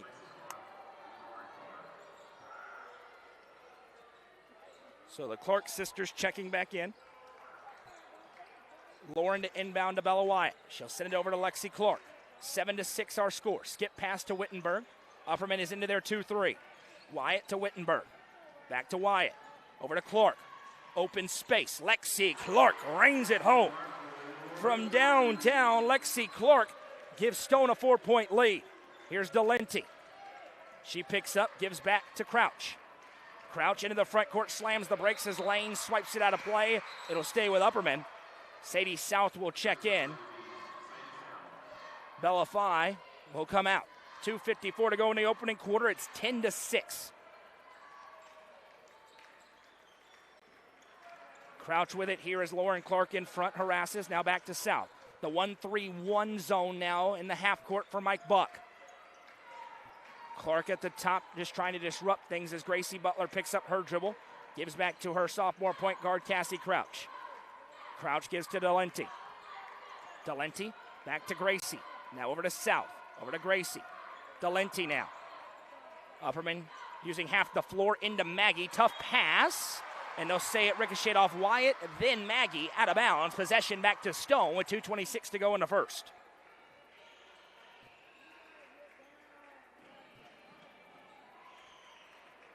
Wittenberg to bring it up here for the Lady Panthers with 2:23 to go in the first quarter.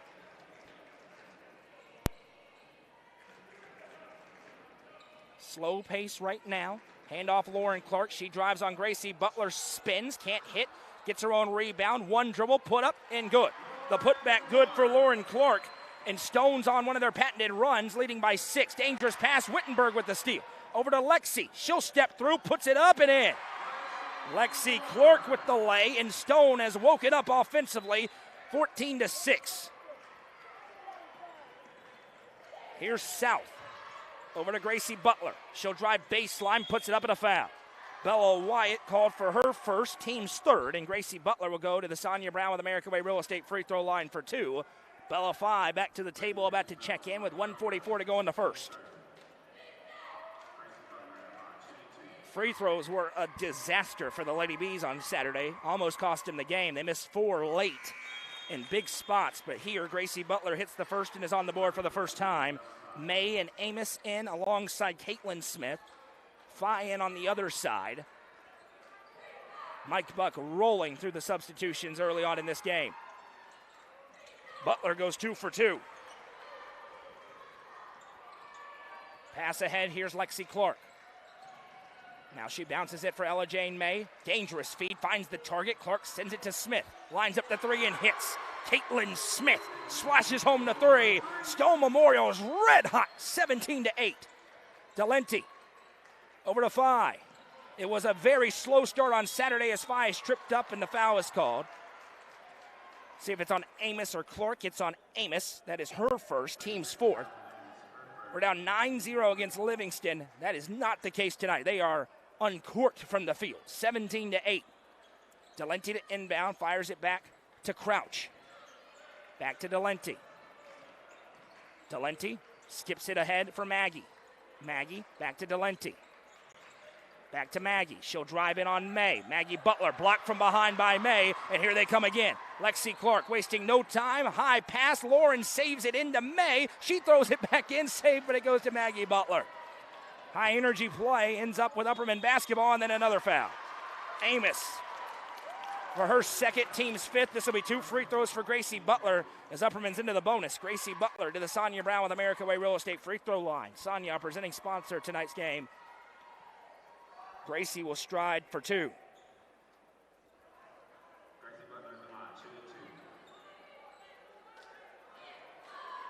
Huge crowd on YouTube.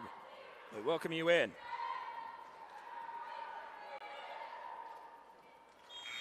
Gracie Butler hits the first.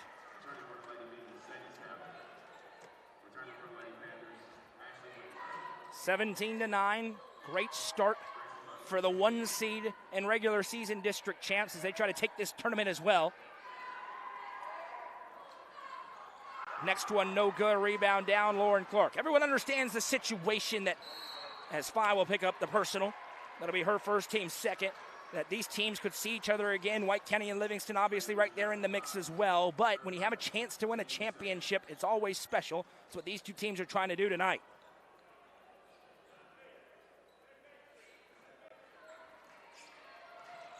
Here's Wittenberg with 48 seconds to go in the first. Wittenberg drives and kicks back for Smith. Smith picks up her dribble, back out to Lauren Clark. Clark off a screen, lines up a three, spins out, no, was halfway down. Offensive rebound, May and a foul. Ella Jane May doing work on the glass. This one will go on Maggie Butler, her first, team's third. Score update on the SK Creations scoreboard. Pickett County trails Jackson County after 1, 14-9. Cookeville leads Coffee County 11-4, both at the end of the first quarter. Lauren Clark, fall away in the mid-range, can't hit, rebound down, tied up for a moment. Caitlin Smith wins it away. Stone winning on the glass and the scoreboard as Lexi Clark puts in the mid-range runner. 7 in the quarter for Lexi Clark, and Stone with a 19-9 lead early on. Delenti ahead to South. Back to Delenti. Over to Phi. 8 seconds for Bella Phi. 4 seconds. Time running out. Phi to Delenti. Just chucks it. Almost banked it in. And that brings us to the end of one. A strong first quarter for Stone Memorial. Lady Panthers lead 19-9. Coverage of this game in the District 7 3A tournament is presented by Sonia Brown with American Way Real Estate on the Watson Chevy UC Art Media Network. Sonia Brown is a full-service realtor and is licensed across the state of Tennessee, listing and selling residential, multifamily, land and farms, commercial and industrial properties. Sonia handles the sale from start to closing and beyond. Let her put her 30-plus years of experience to work for you. Sonia Brown, realtor with American Way Real Estate, has been supporting student athletes in the Upper Cumberland area since 1990. You can reach Sonia Brown at 931-979-7145. Gentry's Power Equipment is proud to be the presenting sponsor of Upperman football on UCR. Located at 755 Buffalo Valley Road in Cookeville, Gentry's Power Equipment is your local steel dealer with a huge selection of outdoor power equipment including chainsaws, blowers, trimmers, mowers, pressure washers, and more. They are your local one-stop shop for high-quality equipment. Locally owned and operated, Gentry's Power Equipment is proud to support Upperman Athletics and UCR.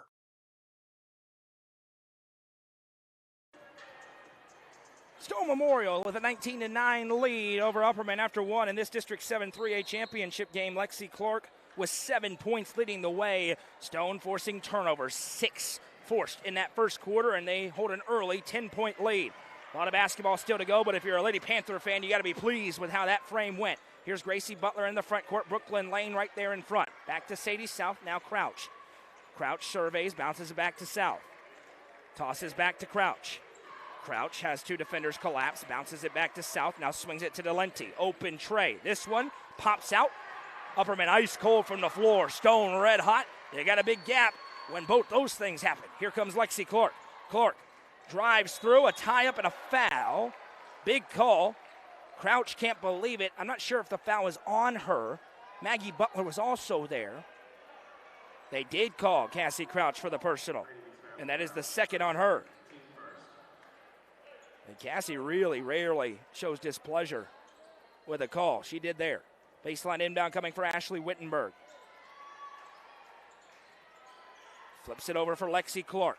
Into the corner, Wittenberg. She got the scoring started for Stone with a three. Throws the runner up here, no. A rare one and done as Delenti has it. Fires it to Gracie Butler. Gets the contested grab. Gracie drives on May, puts it up in a foul. Ella Jane May picks up her first, and Gracie Butler, who went 3 for 4 in the first quarter, goes back to the Sonia Brown with American Way Real Estate free throw line for 2.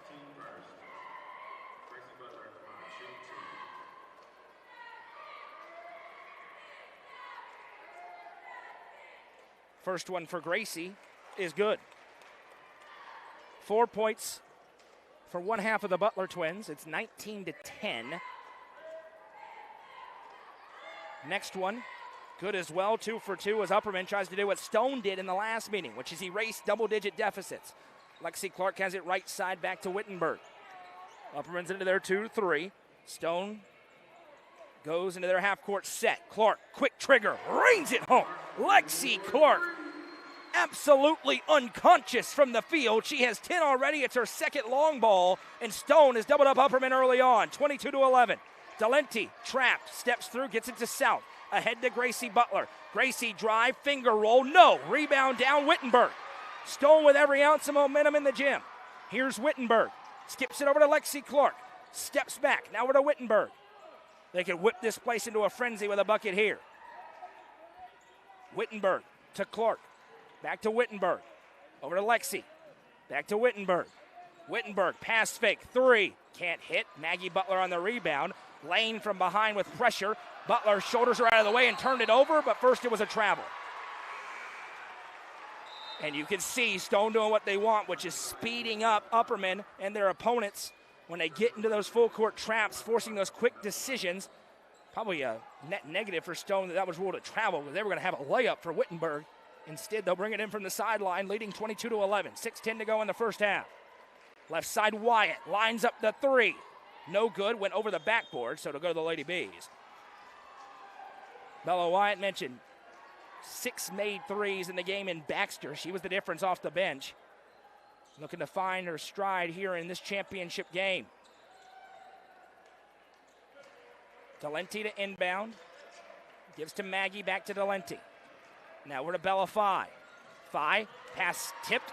Clark dives on the floor and saves it in. Another turnover. Clark, now Wittenberg to Smith, over to Wyatt. Wyatt on the drive, dumps back to Clark. Clark to Wittenberg. Wittenberg to Lauren Clark. Now a pass out of bounds. Off the mark, possession back to Upperman as Crouch will check back in. Dana McWilliams, I think, knows she needs some ball handlers here. Not sure if Crouch knows who she's checking in for. They gave the horn but never signaled her in. She'll check in for Gracie Butler. 22-11. 3-2. Stone's outscored Upperman in this frame as Crouch able to save that one in for a moment, then loses it, and it'll go back to Stone. 8th Lady B turnover by my count. That's very unscientific. Score update in the SK Creation scoreboard. Cookville in a close one with Coffee County. Lady Cavs lead 24-23 at the half. Wittenberg to inbound from the baseline here. Sends it in to Emma Smith. Emma gives back to Wyatt, now back to Lauren Clark. Over to Wittenberg. Wittenberg able to jump it to Lauren Clark. Lauren, left side Wyatt, lines up the three. Deja vu. Bella Wyatt, another one of these freshmen for Stone. The second three of the quarter for the Lady Panthers. Dangerous pass. South couldn't get it, and it's another turnover. Stone threatening to break it all the way open here early in the second quarter. Dana McWilliams wants a quick cash pawn. Timeout on the floor. 60-second timeout with 5:16 to go in the second. We'll take it with them. 25-11 on the Watson Chevy UCR Media Network. Livingston Regional Hospital is Livingston's hometown hospital. Located at 315 Oak Street, Livingston Regional Hospital provides compassionate quality care for all patients from local people you can trust, so you can count on them to treat you like family. Their excellent staff offers years of experience and training to meet the needs of all patients. They understand the importance of providing care in a professional and comforting manner. They're proud to partner with Livingston Academy Athletics through the LRH Sports Medicine Team. Livingston Regional Hospital is a proud sponsor of this broadcast on the UCR Media Network. Stone Memorial red hot to open up this championship game. 25-11, and it's been the long ball. 4 made threes for the Lady Panthers. Upperman only has 2 field goals so far in the game. They have at least 9 turnovers by my count. It is 2 threes from Maggie Butler in the first quarter. Then they have 5 free throws by Gracie Butler, and that's it. As Stone has forced turnovers, got out, and made their opportunities count. They're going to have it again out of this quick cash pawn. Timeout on the floor by Dana McWilliams. Live on Facebook, YouTube, and NFHS Network, we welcome you in as Ashley Wittenberg going to bring it up here for Stone. And it'll be a line change for Mike Buck. 4 Lady Panthers to the table on the next whistle. Wittenberg just sizing up the defense. Plenty of time. She'll bounce it over to Lauren Clark. Clark drives in on Butler and an offensive foul. Lauren Clark picks up her first, team's second, as Lexi Clark, Ella Jane May, Caitlin Smith, and Taylor Amos all check in for the Lady Panthers.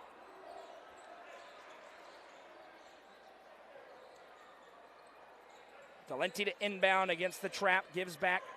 Maggie does to Delenti, and now a foul. Amos for a block. It will be the third on Taylor Amos in limited action. Third team foul on the Lady Panthers. And Bella Wyatt returns to the table. That's not what Upperman fans want to see. Wyatt already hit 1 3, and you know how hot she can get. That's why this Stone team is so dangerous. You never know where it's going to come from. They've got the superstars, but beyond that, they've got some key pieces. Delenti back to Crouch. Cassie Crouch shields off one defender, slices through one trap, lobs it ahead to Maggie.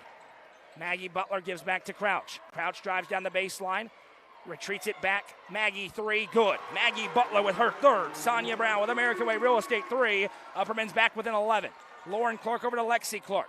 She'll drive the lane, step through, finger roll, good. Lexi Clark. That is a tough shot made to look easy by a freshman. 27-14, a quick answer for Stone. Delenti back to Crouch. Back to Delenti. 10-second clock is ticking. Delenti ahead to Maggie. Bobbles it, now collects. Back to Crouch. Crouch, skip feed to South. Bounces it back to Gracie Butler. Lob pass tipped by Clark out of play. They'll stay with the Lady Bees. Boys consolation game tomorrow at 6 o'clock. White County and Stone Memorial. And then we'll round out the slate with the championship game between Upperman and Cumberland County as Maggie Butler gives to Gracie Butler. Gracie weaving through traffic. Kicks over to Crouch. Open 3 on the way. Good. Now Upperman's finding it from long range. Cassie Crouch with a Sonia Brown with American Way Real Estate 3. 27-17. 3:40 to go in the first half. Lexi Clark to Ella Jane May. She lines up the 3. Good. Ella Jane May from downtown. This is insane. Threes everywhere. Ahead, Maggie Butler. Skips it across to Sadie South. Speaking of shooters, South drives, but short arm the lay. Missed one inside. Ahead, here's Lexi Clark. Will it be another three? It's going to be a drive. Clark, another step through and a travel. That time slid the foot. Possession back to Upperman as Wittenberg's at the table. She's checking in for Caitlin Smith.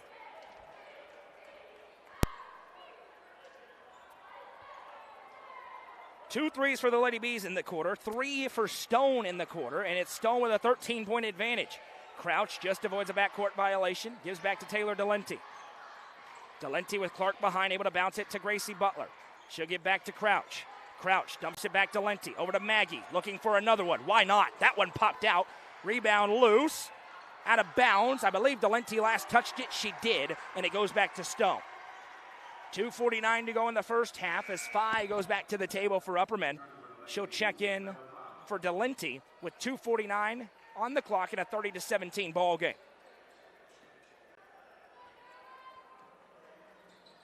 In the Upper Cumberland Generators broadcast booth, I'm Noah McKay. Ella Fox on the sidelines. Cameron Hughes producing things to my right as Wittenberg bounces it to Lauren Clark. Back to Wittenberg. Over to Lexi. Now into Lauren. Touch pass to May. May bodied up by Butler. Now fires it to a wide open Lauren Clark, who makes no mistake. They just move the zone just enough, and it's the largest lead of the game for Stone. They lead by 15. Dangerous pass. Clark has the tip. Crouch able to grab. Now numbers if they hurry for Upperman. That's rare in this game. Crouch to South. Back to Maggie. Back to Butler. This is Gracie. Euro step. Runner. Tough look. No. Rebound loose. Lauren Clark has it. Now a full court feed. Right to Lexi, who lays it in. My goodness. The Clark sisters to each other. An exclamation point on a dominant half so far. Here's Gracie Butler. Pressured from behind, gives to Maggie. Can't collect, but it goes out of bounds. Last touch by Lexi as Delenti will check in, as will Brooklyn Lane. You want a description of this basketball game? Look at that last play. My goodness, what a pass and finish by the Clarks. Delenti to inbound. Dangerous one. South grabs, gives to Maggie. Maggie skip pass to Bella Phi. Her first try of the game from long range won't go. Rebound down lane and another one and done for the Lady Bees. Here's Wittenberg. Nobody stopped the ball. She bounces it to May. Swiped and a foul. Ella Jane May to the line for two. They'll get Bella Phi on her her second. Team second, and Ella Jane May is at the line for two.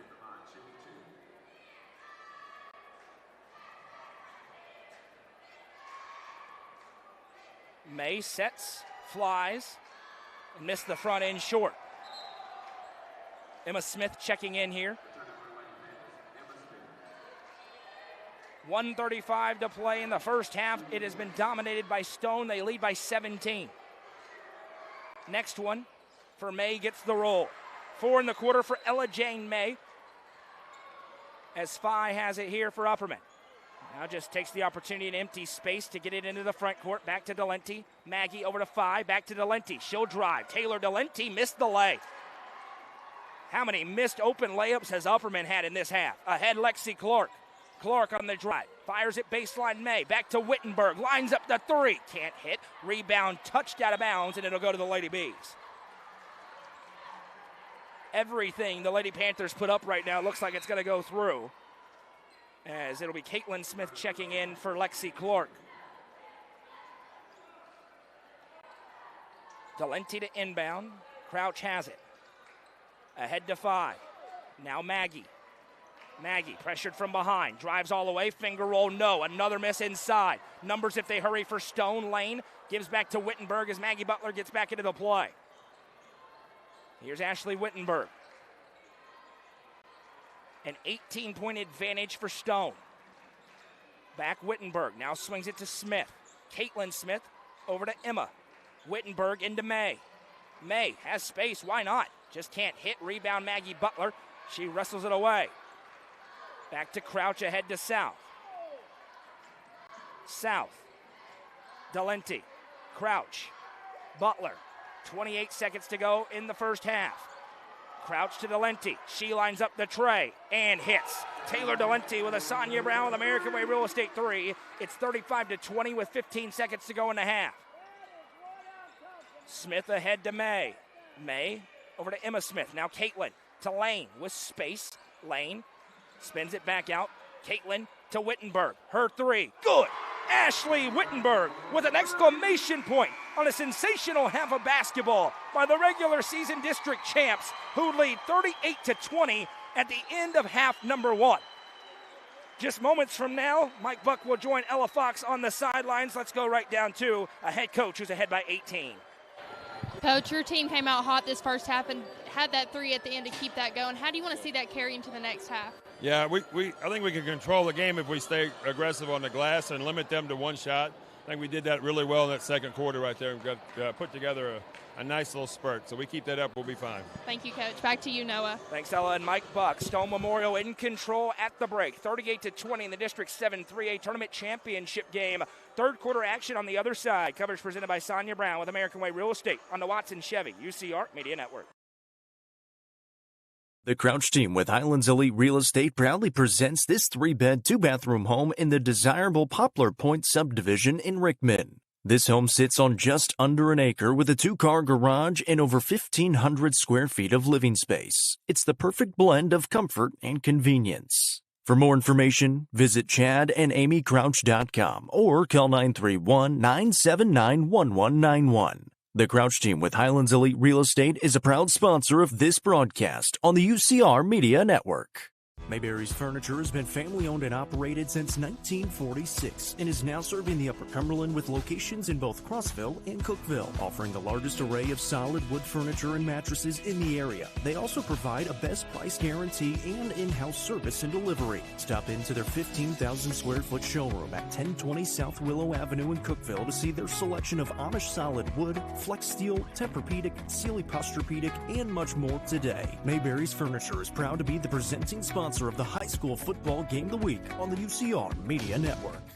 Tee-Up is the Upper Cumberland's best indoor golfing experience. With 3 state-of-the-art golf simulators, you can work on some of the world's best courses, all in the comfort of their climate-controlled facility. Want to know where you can improve? See everything from club speed to spin rate in seconds. They also have plenty of other games to enjoy time with friends. Conveniently located at 141 4th Street in Baxter. Stop in. Visit them online at teeupgolfclub.com or call them at 931-559-GOLF to reserve your simulator today. Tee-Up is proud to support this broadcast on the UCR Media Network. At the Quality Family, we believe care isn't just a service, it's a promise. Whether you're bouncing back from surgery, navigating a serious illness, or need essential equipment to stay independent, we provide skilled home health, compassionate hospice, and reliable DME services right where you need them most. At home. Covering communities in Kentucky and Tennessee, we're in your corner. The Quality Family. Trusted care right where life happens. Box Drop Cookeville is the easiest way to buy an affordable mattress, specializing in clearance and closeouts directly from the manufacturers. They're able to pass huge savings on to you. Make an appointment to see their warehouse full of selections including big-name hybrid and memory foam alongside traditional springs that are among some of the coolest to touch mattresses on the market. Call Brandon Lane at 931-349-7066 to make your appointment today. Box Drop Cookeville has been proud to serve Cookeville since 2018. Turfmasters Landscape Management has been serving the Upper Cumberland since 1996. They offer a variety of services, including lawn maintenance, landscape design and installation, landscape lighting, irrigation systems, and more. They also provide snow and ice removal during the cold winter months. For more information, contact Matt Wilson at 931-261-1587 today. Turfmasters Landscape Management is a proud sponsor of this broadcast on the UCR Media Network.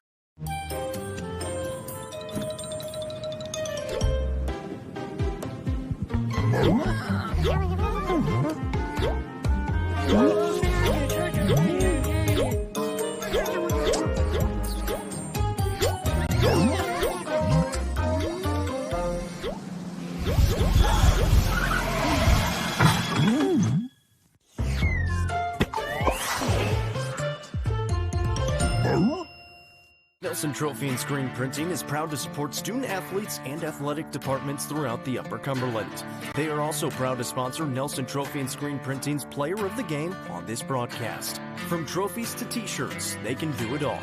Be sure to stop by and see them at 120 Circle Drive in Allgood or give them a call at 931-537-9559. Nelson Trophy and Screen Printing, proud sponsor of this broadcast on the UCR Media Network. Minutes Eagle Auction and Realty is proud to present an online-only auction featuring multiple lots at Spring Creek Airport near Dale Hollow Lake. Tract 1 features a concrete pad adjoining the airstrip, while Tracts 2 through 5 offer great access and lake views. You can bid on this auction at eagleauctions.com or call 931-526-5335 for more information. Bidding on this online-only auction ends February 26th at 10 a.m. Aminette's Eagle Auction and Realty is a proud sponsor of this broadcast on the UCR Media Network. Welcome into the Happy Hiller Halftime Show. Visit happyhiller.com to see how our friends at Hiller can help solve your plumbing, heating, cooling, and electrical problems today. All Lady Panthers, 38-20 in the District 7 3A Tournament Championship game. Listen up, I'm about to save you some money. Our friends at Mayberry's Furniture have extended their President's Day sale through Saturday. And I just talked with Nick over at Mayberry's Furniture during the break. That deal is extended through Saturday, so already markdowns across the store. One of the biggest sales of the year, both in Crossville and in Cookeville. So wherever you are, it's going to be convenient to you in the Upper Cumberland. You mention UCR, extra 10% off on top of already the markdowns throughout the store. You're welcome. I just saved you a bunch of money. Go in, fellas. You're going to get your new man cave situated. How about a nice recliner? Brand new couch for the living room, maybe a brand new bedroom set. You need a new dresser, you need a new bed, you need a new mattress. They're going to take care of you all there at Mayberry's Furniture. One of the biggest sales of the year, the President's Day sale extended through Saturday, and then on top of those markdowns, you mention UCR, and it's an extra 10%. When we come back on the other side, it's third quarter action as Stone Memorial looks to wrap up a district tournament championship on top of their regular season district title. Orders Upperman have a miraculous comeback left in them. We'll find out. This is the District 7 3A tournament presented by Sonia Brown with American Way Real Estate on the Watson Chevy UCR Media Network. Looking for weekend lunch and dinner plans? Since 1971, Nick's Restaurant has been locally owned and operated. From mouth-watering prime rib to delectable ice cream pie, Nick's has it all. Their cozy atmosphere and great service will make you feel right at home.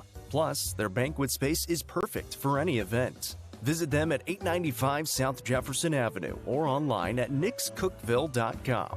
Nick's Restaurant is a proud sponsor of this broadcast on the UCR Media Network.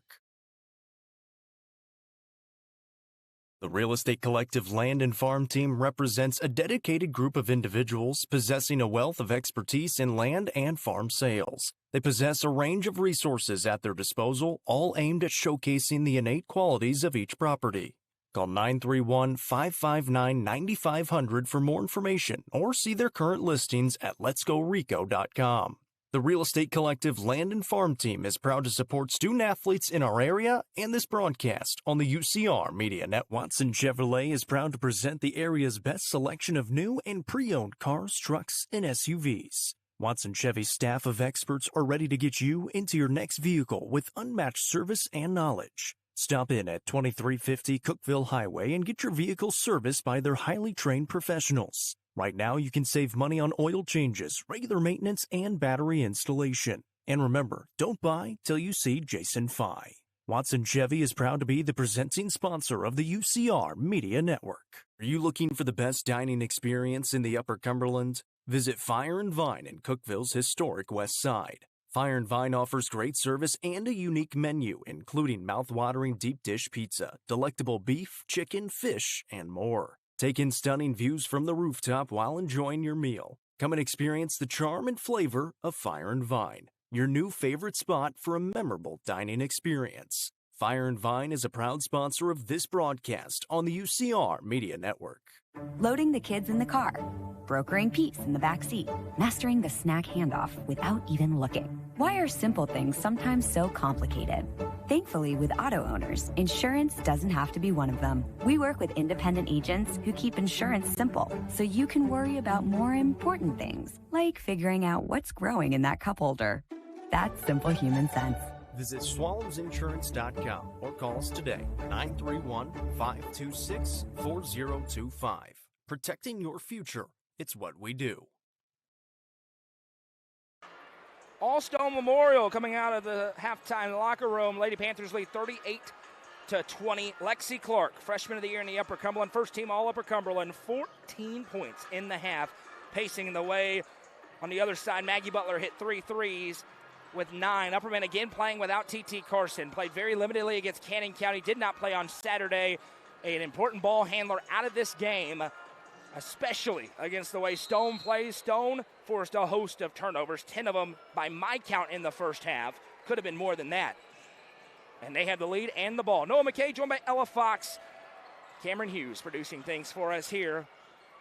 We'll be back here tomorrow. 2 fun ones on the boys' side. Right side, Lexi Clark, look at the ball movement, but May's lay won't go. Put back at a foul. Maggie Butler got horizontal with the arms. That'll be her second. Ella Jane May back to the line. And you heard from Mike Buck when he talked to Ella on his way into the locker room. He felt like they could control the game if they could control the glass. They certainly have done that. A host of offensive rebounds to go along with their made buckets. And Ella Jane May hits the first. She now has 5 points. Macon County took the consolation game in the District 8 3A tournament, so they will host the loser of this game in Lafayette on Friday night. It will be the Lady Panthers, if they win this game, hosting the loser of that game, which is Murfreesboro Central. And pardon me, that was backwards, of course.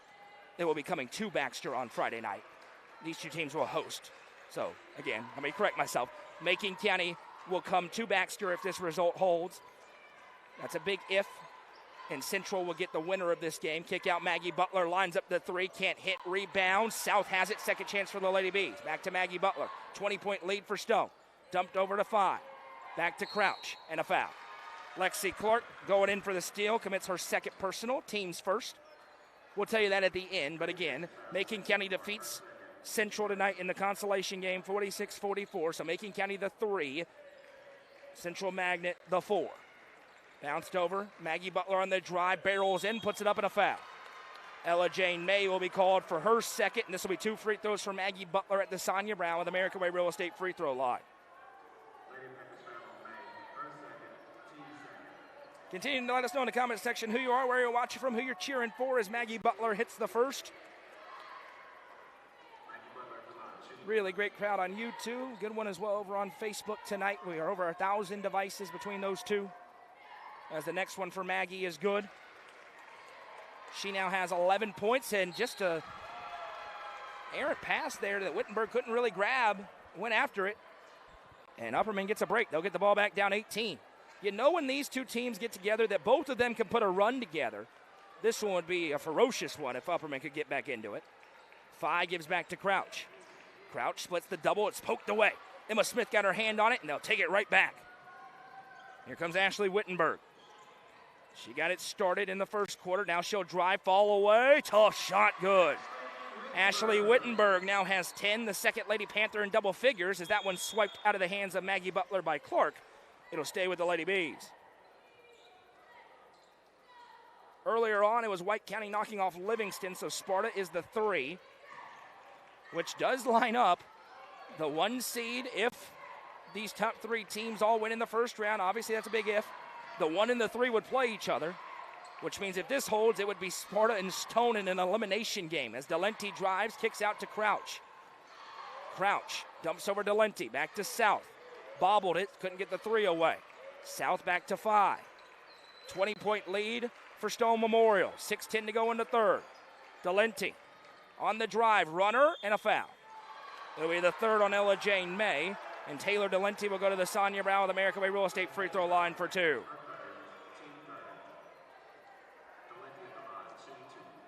And Mike Buck to Ella Jane May says, hey, you got to fall or you're going to get called for a foul. If you want the charge, you got to fall.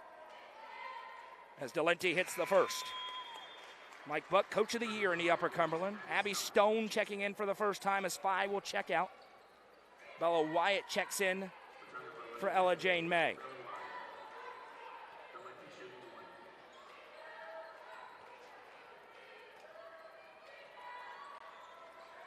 Next one for Delente's no good, a 1-for-2 trip. Upperman has no time to miss free throws as Wittenberg brings it up.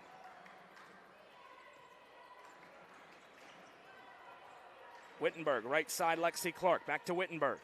Back to Clark. Skips it across to Wyatt. Back to Wittenberg. Wyatt, again, she doesn't need much space. Wittenberg has it. Now Lexi Clark. And with how Stone has shot it, the shot fakes don't even have to be that deliberate. Just a little head fake, and Upperman closing out on him. That allows for space to operate as Lauren gives back to Wittenberg, just like that. Lauren Clark's open, takes her time, lines it up and hits. May have been surprised by how open she was. Stone's lead is 21. Delente gives over to Crouch. Crouch against Lexi Clark. Dangerous speed. Stone gathers. Now gives to Taylor Delente. Emma Smith right there trying to poke it from Delente. Now she'll bounce it over to Crouch. That pass intercepted by Wittenberg ahead to Lexi Clark. Here they come again. Lexi Clark in transition. Drive. Throws it up and a foul. Taylor Delente called for the personal. Lexi Clark took a hard fall, but she's all right. And she will go to the line for two.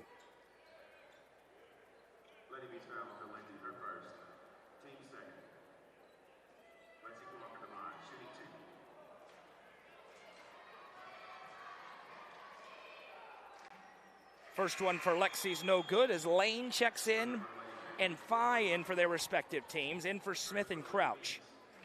5:02 to go in the third quarter. It's 44-23.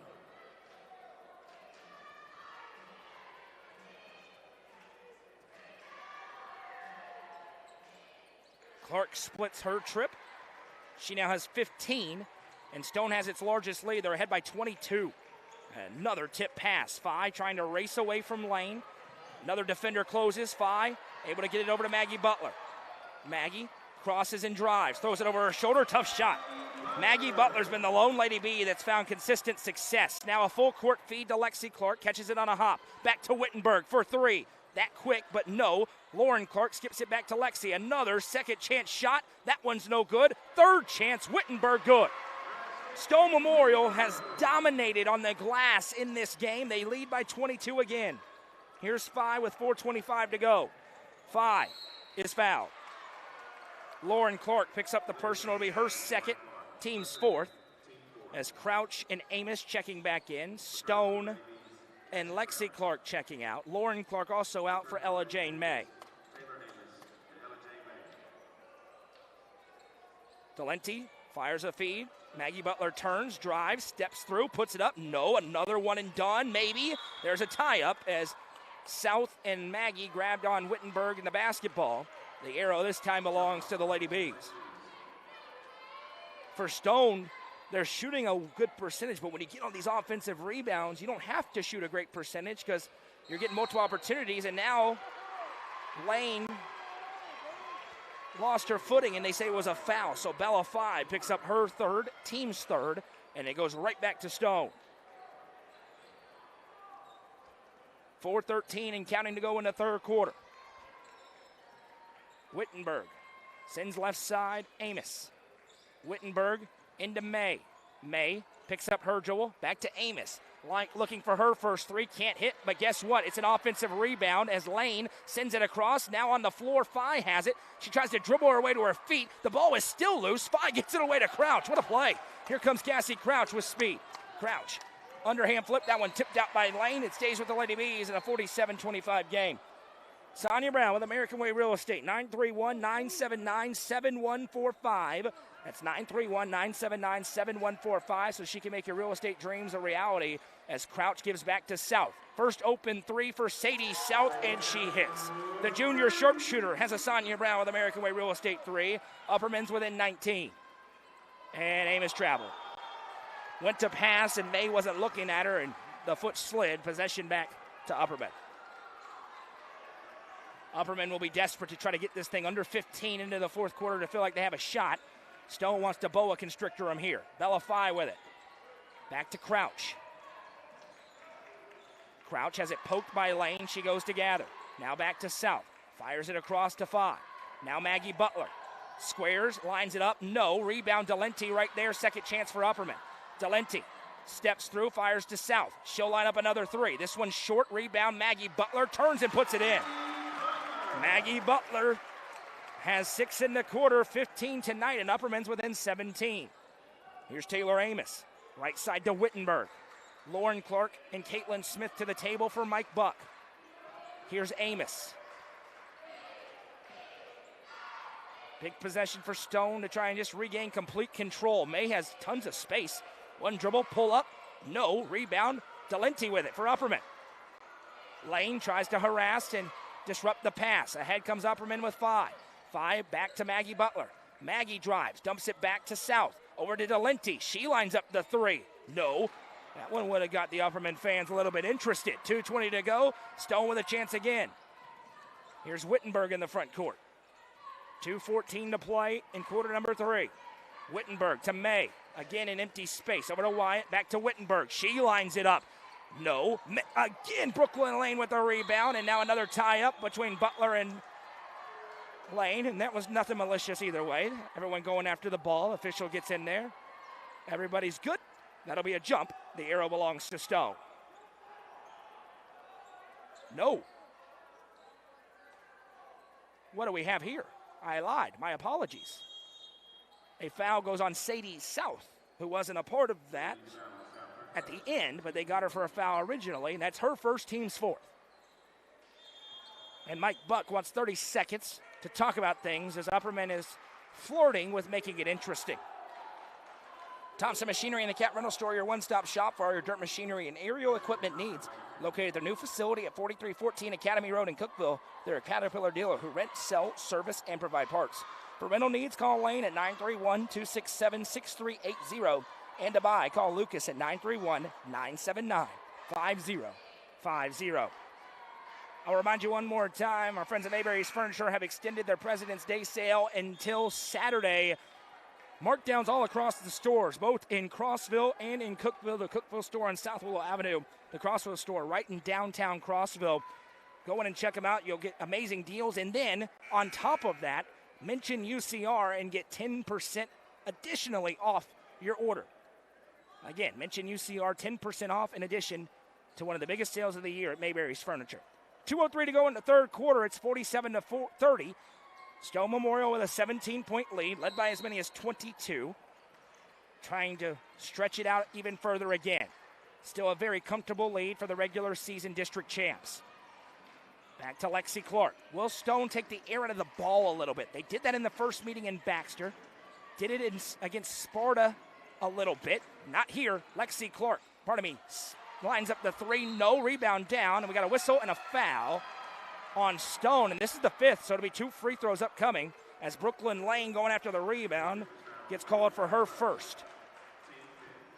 So see who's going to the line for Upperman. Looks like it's Maggie Butler to the Sonia Brown with American Way Real Estate free throw line to shoot 2.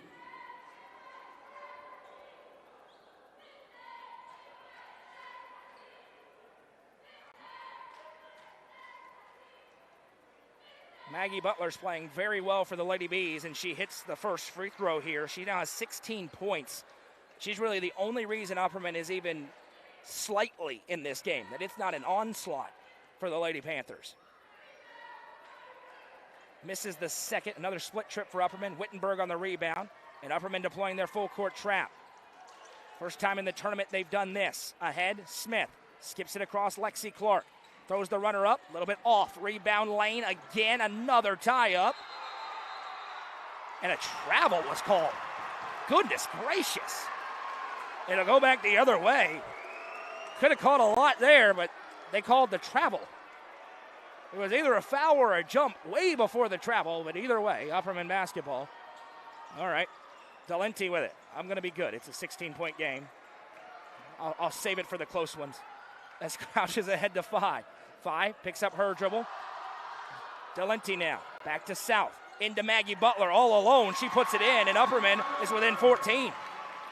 Maggie Butler again, having a huge third quarter as Smith sends it ahead to Lexi Clark. Clark drives past Butler, finger roll too strong, Fye on the rebound, look out. Delenti ahead, South is all alone in a foot race. Sadie South, it's a 12-point game. Wittenberg with it, 55 seconds to go. Stone has got to settle back in here. Another dangerous pass, and there's a foul. Maggie Butler going after it. And this will be 2 for Lexi Clark at the line as Maggie Butler is called for her third. Stone led by 22 earlier in this quarter. It's 12 now. Lexi Clark, this is exactly who the Lady Panthers wanted the line to try and calm things down. Went 1 for 2 earlier on in the frame. She'll go back for 2 more here. It was a big collision, but right now in this game, there hasn't been anything chippy. It's just been hard play both ways. Clark flies away and hits the first. That high arcing free throw just barely touches the net on its way back through. Stone in for Upperman. Emma Smith in for Stone. That's Abby Stone, I should say, in for Upperman, in case you're confused. Lexi Clark's next one. No good off the heel. Rebound, Crouch has it on the run out. Ahead to Fye. Fye pressured and fouled from behind. They'll get Caitlin Smith for it. And this is Bella Fye now to the Sonia Brown with American Way Real Estate free throw line for 2. Upperman's back within 13 with 44.9 to go in the third quarter. And the sophomore Fye looking to get on the board for the first time. Really had her breakout game on Saturday.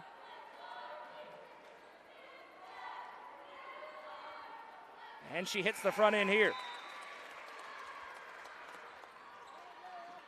Ella Jane May and Bella Wyatt in for Mike Buck.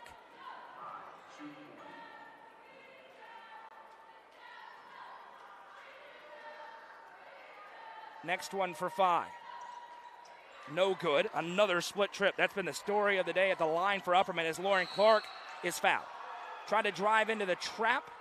A lot of contact. And this one will go on Sadie South. Lauren Clark will go about 70 feet or so to the line for 2 with 40.6 seconds to go in the third. And 2 teams of this caliber, you know somebody's going to make a run. Stone knew it was going to come for Upperman. The key is to withstand it if you're the Lady Panthers and separate again. Making free throws would help as Clark hits the first. 7 tonight for Lauren Clark. Stone led by Lexi Clark, who has 16. 14 of those 16 came in the first 2 quarters of play. Next one for Lauren is good. A 2-for-2 trip. Back to a 14-point lead for the Lady Panthers with 40 seconds to go in the third. Crouch over to Delenti. 1-3-1 look again for Stone as South tosses it back to Crouch. Into the corner, Fye. Lines up the 3. Took her time and rained it home. Bella Fye with a Sonia Brown with American Way Real Estate 3. Here comes Stone again quickly. Lauren Clark in the front court. It's an 11-point game. How did that happen? Lexi Clark. Right side, Wittenberg. Back out, Lexi. Lexi to Wittenberg. Step back. Tough shot. No good. Rebound down. Don't need your popcorn yet, but you may want to know where it's at. After 3, it's Stone Memorial 50, Upperman 39. This is the District 7 3A Tournament Championship game presented by Sonia Brown with American Way Real Estate on the Watson Chevy UCR Media Network.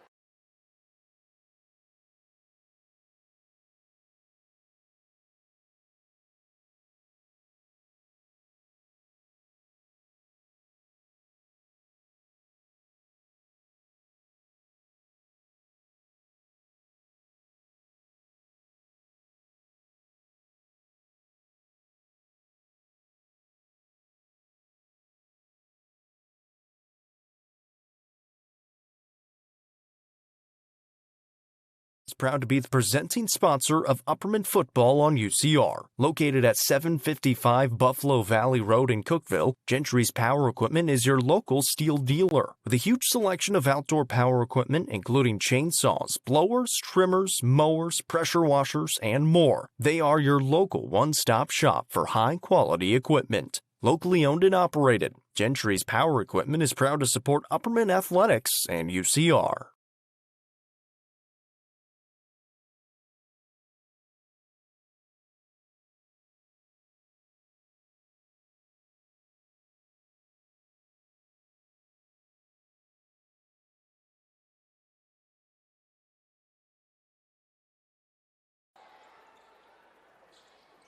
(50-39) our score, 7:56 to go in the ball game. Stone led by 22. That's down to 11 now. Upperman with a big comeback attempt. Maggie Butler got it rolling from the floor. Bella Fye hit a three, but Stone with that fast start still way out in front.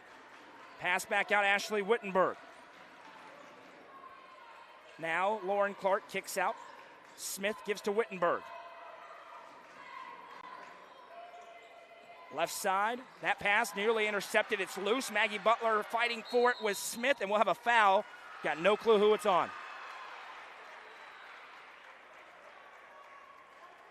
It goes on Stone. Emma Smith called for her second, team's first.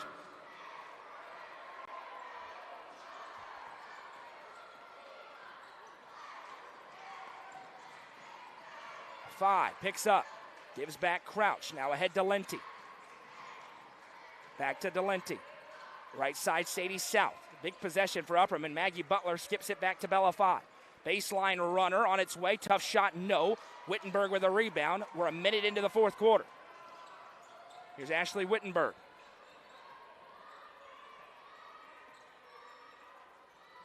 Back to Lexi Clark. She leads them with 16. Here's Lauren Clark, who has 8, into May. Ella Jane May back to Wittenberg. And it looks like they're going to go to their patented fourth quarter plays under Mike Buck. From the free throw line, quarterbacking everything is May. She gives to Emma Smith. Now Wittenberg thought about it, puts it on the hardwood, drives, big shot, and a foul. Maggie Butler going to be called for her fourth, and what we haven't had an opportunity to talk about is the correlation. When the Butler twins are in foul trouble, Upperman has had big issues. There are 4 district losses. They were in foul trouble on all 4, and right now Maggie Butler has 4, and we have not seen Gracie Butler in a while for Upperman. She's going to stay out there with her fourth for now. Wittenberg at the line. The senior can't hit the front end.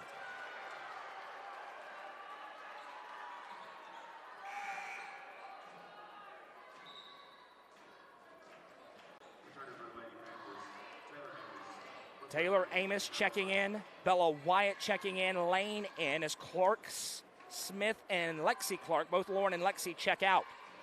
Free throw is going to be important here as Stone tries to stave off a comeback attempt. Wittenberg able to hit the second. 13 tonight for Ashley Wittenberg. Full court trap again here for Stone. Crouch lost handle on it, able to gather it again. 10-second clock is running. Here's Maggie Butler now in space. Over to Sadie South. She lines it up. That's no good. Rebound Maggie Butler. Back out to Crouch. Back to Maggie. Lobs over to Crouch. Crouch picks up. Skips into the corner, 5. Hit 1 from there earlier. Now she's hit 2, and it's a single-digit game. Bella Fye with a Sonia Brown with American Way Real Estate 3. And a timeout going to be called by Mike Buck. All of a sudden, the District 7 3A championship game is up for grabs. 6:01 to go. It is a full quick cash pawn timeout on the floor. We'll take it with them back in 30 seconds on the Watson Chevy UCR Media Network. Sonia Brown is a full-service realtor and is licensed across the state of Tennessee, listing and selling residential, multifamily, land and farms, commercial, and industrial properties. Sonia handles the sale from start to closing and beyond. Let her put her 30-plus years of experience to work for you. Sonia Brown, realtor with American Way Real Estate, has been supporting student-athletes in the Upper Cumberland area since 1990. You can reach Sonia Brown at 931-979-7145. Upperman trail by 22. The Lady Bees, in less than a quarter, are back within single digits. It has been the threes. Bella Fye's hit a couple, and all of a sudden, Stone Memorial, a young Lady Panthers team who was cruising, a little bit of gut check time for the regular season 1 seed, the number 1 ranked team in the state of Tennessee. They still have the lead, but it's amazing. If you would have said before this game, Stone, you're up 9 with 6:01 to go, everybody for the Lady Panthers would have said, heck yeah, going to win the district. In the gym, there's a little bit of nerves. because of how this half is gone. But because of the cushion, they get a couple of buckets. They're way out in front again. Upperman trying to really apply a lot of pressure as Taylor Amos back on the floor has it here. She'll bounce it over to Ashley Wittenberg. Wittenberg ahead to Brooklyn Lane. Now Ella Jane May over to Lane. Lane gives back out Wittenberg. Upperman selling out to try and turn him over. Right side Wyatt. Back to Amos. Amos floats back as South steps to her. Abby Stone is in the game for Upperman. Maggie Butler out with 4 fouls as Crouch drives. Wittenberg gathers, now sends it back out to May. She'll swing it over to Wyatt. Now Amos. Amos back to Wyatt. Wittenberg thinking. No shot clock. They're not putting it in tonight. Stone wisely taking time down here, trying to shorten this game. The Clarks are at the table. On the next whistle, they'll check back in. Wittenberg to Wyatt, looking for a dagger. Won't go off the heel. Delenti has the rebound, and she's fouled. Taylor Amos picks up her 4th. 5:10 to go in the ball game. Upperman basketball. 51-42 as the Clarks checking in for Amos and May. Amos and May would be a great name for a baking company. That's what pops into my head. Inbound comes to South. South skips it back across to Crouch. Phi was also there. Crouch sends it ahead to South. Now Phi. Phi to Delenti. Delenti drives the lane, puts it up and in. The Lady Bees are back within 7. 4:52 to go. Ahead Bella Wyatt. Numbers if they hurry. Wyatt drives. Jumps it back. Somehow finds Lane and she's fouled. Brooklyn Lane will go to the line for 2. Taylor Delenti called for her 2nd. It is the team's 2nd. Maggie Butler to the table. She'll check in after the first for Brooklyn Lane. Stone really needs to convert at the line. Lane looking for her first point of the evening. She's got a ton of rebounds, but she misses the front end. Maggie Butler with her 4th foul, checking in for Stone. No TT Carson, and it looks like no Gracie Butler, potentially the rest of the way for Upperman. They're back in the game. Lane trying to stretch it to 8. She cannot. Delenti on the rebound. Here come the Lady Bees again. Crouch to South. Now Delenti to Crouch. Stone needs a stop. Phi lines up the 3. Can't hit. Rebound Delenti. One dribble. Puts it up and in. It's a 5-point game. Taylor Delenti.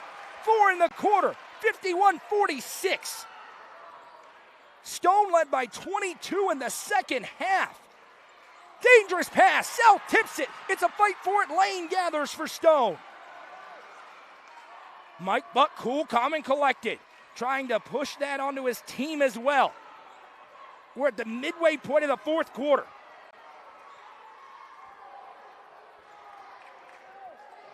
They led by 18 at the end of at the first half. Led by 22 early in the 3rd. And now Stone's taking the air out of the basketball. Upperman will come to pressure. I say it every game. You remember, this is the play they used to run with Tessa Miller and Maddie Buck.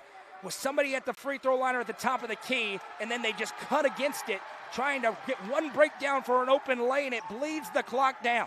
Mike Buck says spread it out. Here's Lexi Clark on the drive, step through, and this is Maggie Butler's 5th. Maggie Butler is fouled out of the game. That is a smart move by Clark to drive right at her.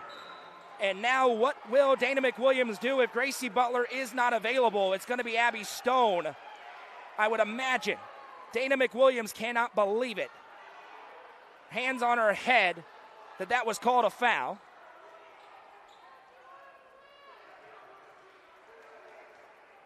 And it will be Abby Stone going to the table to check in.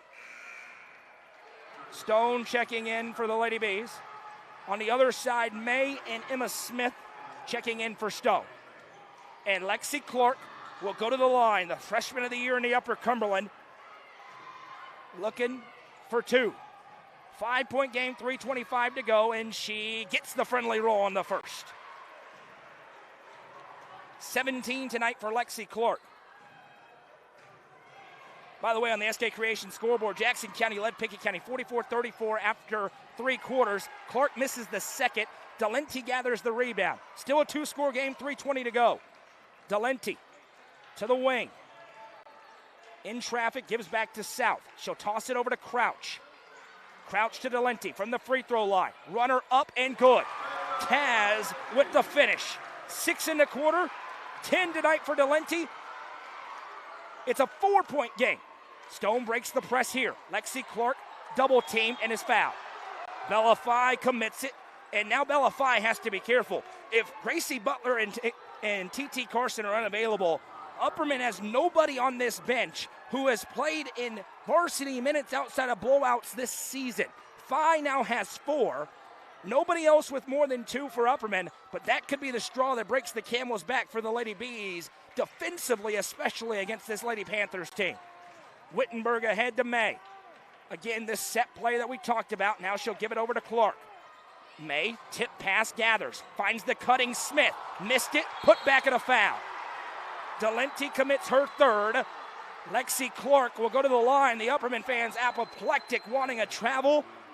They may have an argument on that one. Lexi Clark has split her last 3 trips to the line. She returns for 2, and Gracie Butler says, I'm not done yet. She just goes back to the table for the first time in about 10 minutes.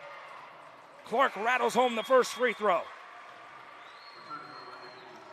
Final score, Cookeville wins the District 6 4A girls title, 60-54 over Coffee County. A big win tonight for Jamie Gillis's team. We're here on their home floor right now in what has turned into a great basketball game out of nowhere. Lexi Clark's next one, no good, another split trip. South on the rebound. Stone leaving some meat on the bone right now. 2:35 to play in a 5-point gap. Crouch to South. Lobs it back to Crouch. Crouch picks up her dribble. Clark steps to her as she goes back to South. Now right side to Fye. Back to Crouch. Into the corner, Gracie Butler. Back in the game. Back to South. Touch pass, Fye. Quick trigger 3. No. Long rebound and a foul on Delenti. It's going to be her 4th. Stone in the bonus already.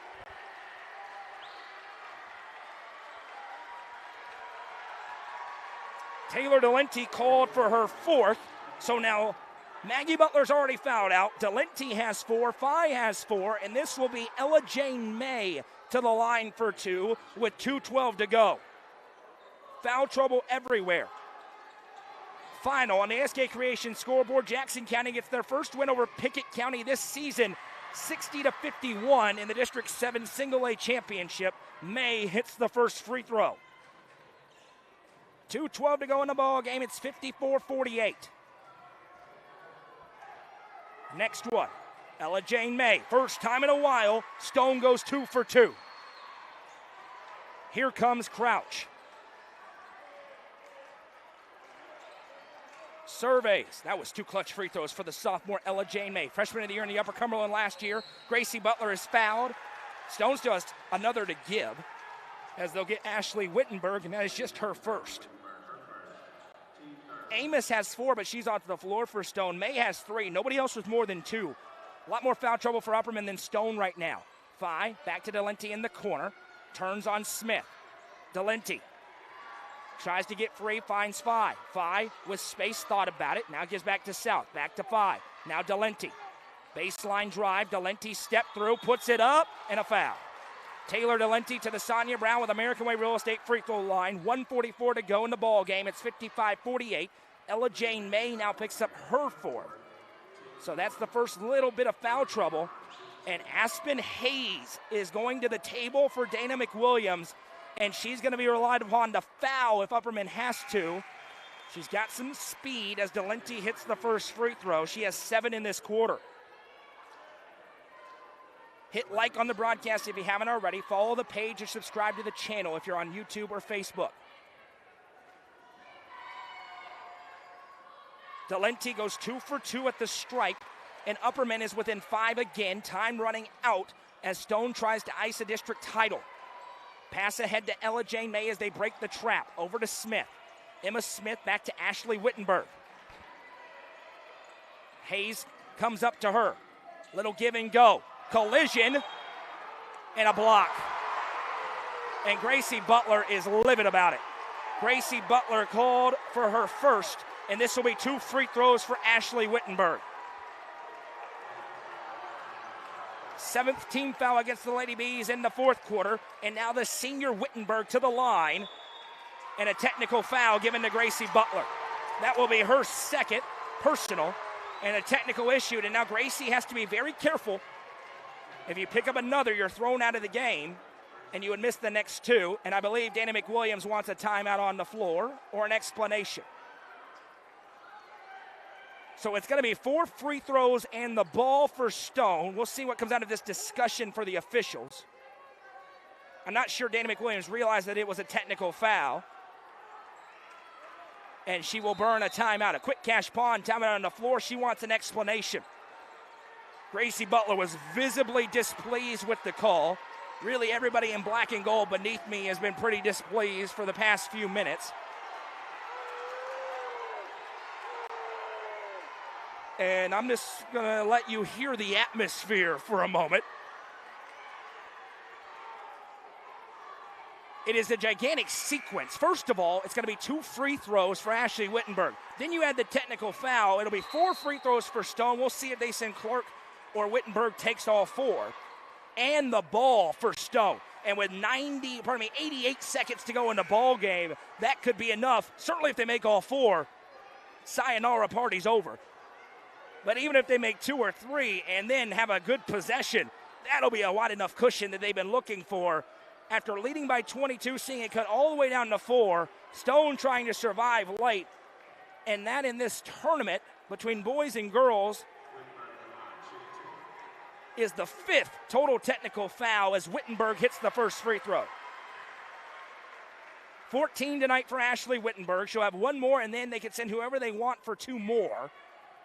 She hits the second. I'd imagine she's just going to stay there. She does. The senior will shoot 2 more fouls. Both these teams host on Friday as Wittenberg misses the next. Macon County will travel to the loser of this game. The winner will host Murfreesboro Central Magnet as Wittenberg hits 3 out of 4 and the basketball. 58-50 with 1:28 to go in the ball game. 15 minutes ago, I didn't think it was going to be this intense in the gym right now, but it's a powder keg as Lexi Clark gives back to Ashley Wittenberg. Wittenberg sends it back to Lexi. Lexi tries to work around Delente, who pokes it free. It goes to Phi, and then a foul. Lexi Clark going after it. It's a hustle foul. It'll be Bella Phi to the line for 2. Lexi Clark picks up her 3rd. And Bella Phi will go to the Sonia Brown with American Way Real Estate free throw line with 1:15 to go. Down 8, trying to force a 2-possession game again. And I believe Dana McWilliams is wondering why there wasn't a technical issued over here. Once the can gets open with the text, any dissension, you'll have the other team saying, hey, that should be a technical as well. Phi to the line. 1:15 to play. Stone trying to stave off a ferocious comeback attempt. First one is good for the sophomore who's shown all sorts of moxie in this tournament. She now has 8 points. How about the young guns? Lexi Clark with 18. You've got the 2 seniors, Maggie Butler and Ashley Wittenberg, having huge performances, but the youth on display in this game has been something else. Phi splits it. Lauren Clark has the rebound. She'll dump it ahead to Wittenberg. Wittenberg, full court feed to Lexi. Lexi against Phi, back to Wittenberg. 7-point game, 1:06 to go. Lexi back to Wittenberg. They'll bring the foul. Hayes commits it. First on Aspen, Hayes. And this will be Ashley Wittenberg. Just went 3 for 4. She returns to the line for 2 more with 1:01 to go.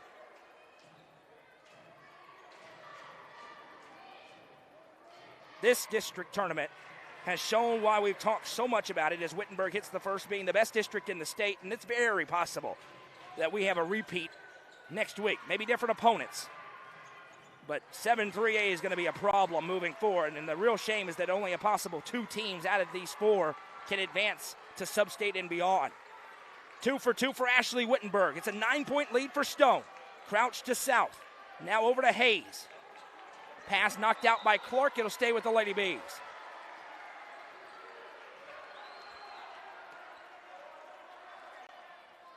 $60-51. Stone just trying to not have a disaster, and they're going to get to celebrate tonight as Delenti lines up the three, can't hit. Rebound Lexi Clerk.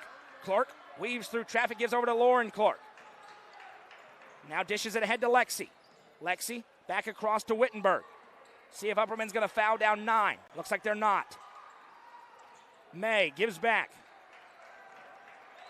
Dana McWilliams says pressure but do not foul. The Stone faithful will rise to their feet. What a start for Stone tonight. They survived a comeback. Two great girls basketball teams went at it as Wittenberg with it here. 10 seconds, now ahead to May. That one tipped a couple of times. May has it. Sends back to Lauren Clark. Back to May. And that will do it. The Stone Memorial Lady Panthers win the District 7 3A Girls Championship. Final score, Stone 60, Upperman 51. We welcome you into the Thompson Machinery and Cat Rental Store post-game show. We'll bring you the trophy presentation and all tournament teams here coming up momentarily as I tally up the scoring.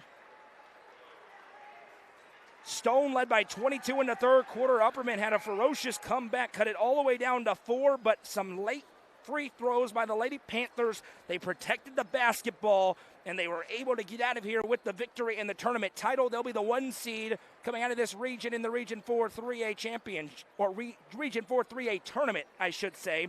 And we'll be able to give you at least most of the bracket here coming up momentarily as well. Scoring is as follows. First for the Lady Bees, who fall to 23-8 on the season. 18 points for Maggie Butler, 12 for Taylor Delenti, 8 for Bella Fye, 5 for Sadie South, 5 for Gracie Butler, and 3 for Cassie Crouch for a team total of 51. For the Stone Memorial Lady Panthers, who win their 11th consecutive game and improved to 26-3 on the season, 18 points apiece for Ashley Wittenberg and Lexi Clark. How good were those two tonight? Lauren Clark with 8, Ella Jane May with 8, 3 for Caitlin Smith, and 2 for Emma Smith for a team total of 60. Let's go down to Mike Buck with Ella Fox.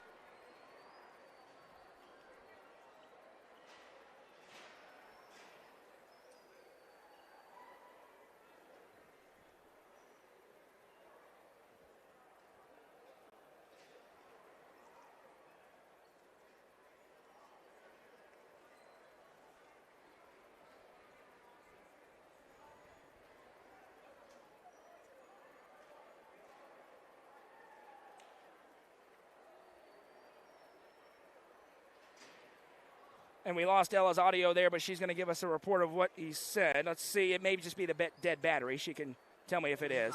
Looks like. All right. Well, for whatever reason, she'll come up here and give us a report of what she said. After we bring you the all-tournament team, we'll open up the open air mic and bring that to you now.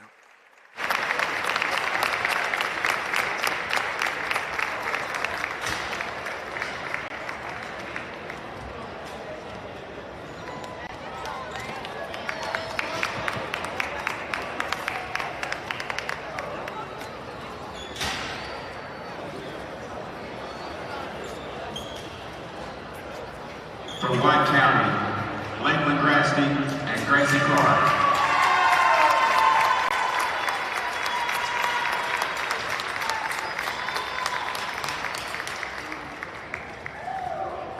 From Upperman, Maggie Butler, Taylor Delenti, and Bella Fye.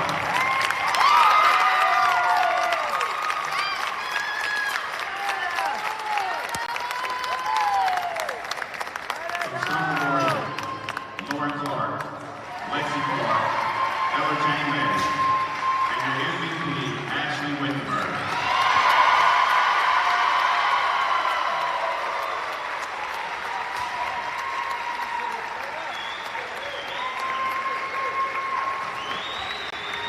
Way to go, Paz! Way to go, Humpty! Way to go, girls!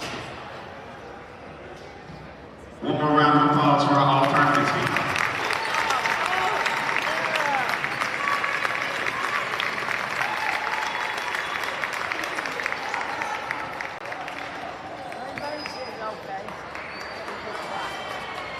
And now your District 7 3A runner-up, the Upperman Lady Bees.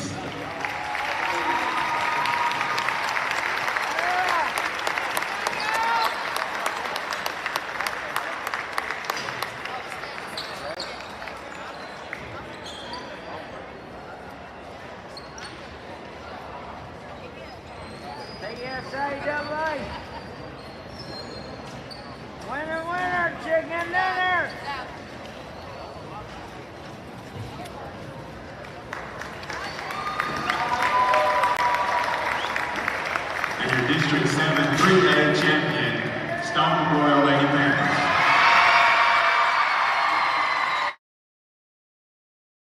Celebration is on for the Stone Memorial Lady Panthers. For some reason, the sideline microphone didn't work, but Ella Fox has made her way back up here. Ella, what did Mike Buck just have to say as we read his lips? He had to say that he is so happy for his senior, Ashley Wittenberg, who got to experience this championship. And he just said that this is one of the hardest districts competed in the state of Tennessee. And he is so proud of his girls and can't wait to see what they do the rest of this season. Thanks, Ella. That was Mike Buck's thoughts. You see them on your screen. What a great basketball game and what a sensational girls tournament. The top district in the state of Tennessee delivers yet again. And the Stone Memorial Lady Panthers run their winning streak up to 11 consecutive games. And they are now 3-0 against Upperman this season. Where things become very interesting is just like that, you advance into the Region 4 3A tournament, and this bracket is very interesting indeed. We're still waiting on a score, a final from DeKalb County and Watertown. Either way, we know the paths and how they will cross over. And that starts for these two teams on Friday night, and they'll each be back in their home gyms. For the Stone Memorial Lady Panthers, they will take on the 4 seed out of District 8-3A, which is Murfreesboro Central Magnet. Upperman will welcome in a familiar foe. One of their oldest, most bitter rivals, Macon County, comes to town on Friday night. The Tigerettes and the Lady Bees going to write another chapter in that storied rivalry. They faced off in a state championship game a few years ago, one of the all-time great state championship games in this state. They will face off on Friday. And then, if White County were to win, which they'll be on the road but will be a heavy favorite, and if Stone Memorial were to win, which will be a heavy favorite, those two teams would face off in the Region 4 3A semifinals, likely at Watertown High School, but if 7-3A sweeps, it could be right back here at Cookeville in an elimination game. Upperman, as the 2 seed, if they win their first round game, would face the winner of Livingston and whoever is the District 8-3A champion. If that is Watertown, that'll be a team that Upperman has already beaten by double digits once earlier on this season. How interesting things are in the postseason format in this state. 2 teams make it out of the region into sub-state. 1 team from there makes the state tournament. So a maximum of 2 teams out of District 7-3A can reach the state tournament in the Glass House. Thank you so much for spending part of your night with us. Don't forget to keep your eyes on UpperCumberlandReporter.com. Goose was at Single A tonight at Livingston, where Jackson County won the District 7 Single A title. Complete coverage coming from there. And then we hope you'll join us again tomorrow. Ella will be back here with me. It'll be the boys' consolation game between Stone Memorial and White County, followed by the boys' championship game as Upperman takes on Cumberland County. All the action starts at 6 o'clock, back live on the main UCR Facebook page, YouTube channel, and the NFHS network. We thank you for spending part of your night here with us tonight. We saw the White County Warriorettes be victorious earlier on, 61-51 over Livingston to take 3rd place. The Stone Memorial Lady Panthers knock off Upperman in our nightcap, 60-51. I'm Noah McKay for Ella Fox on the sidelines and up here in the booth, and Cameron Hughes to my right, and everybody at UCR. We say so long from Cookeville.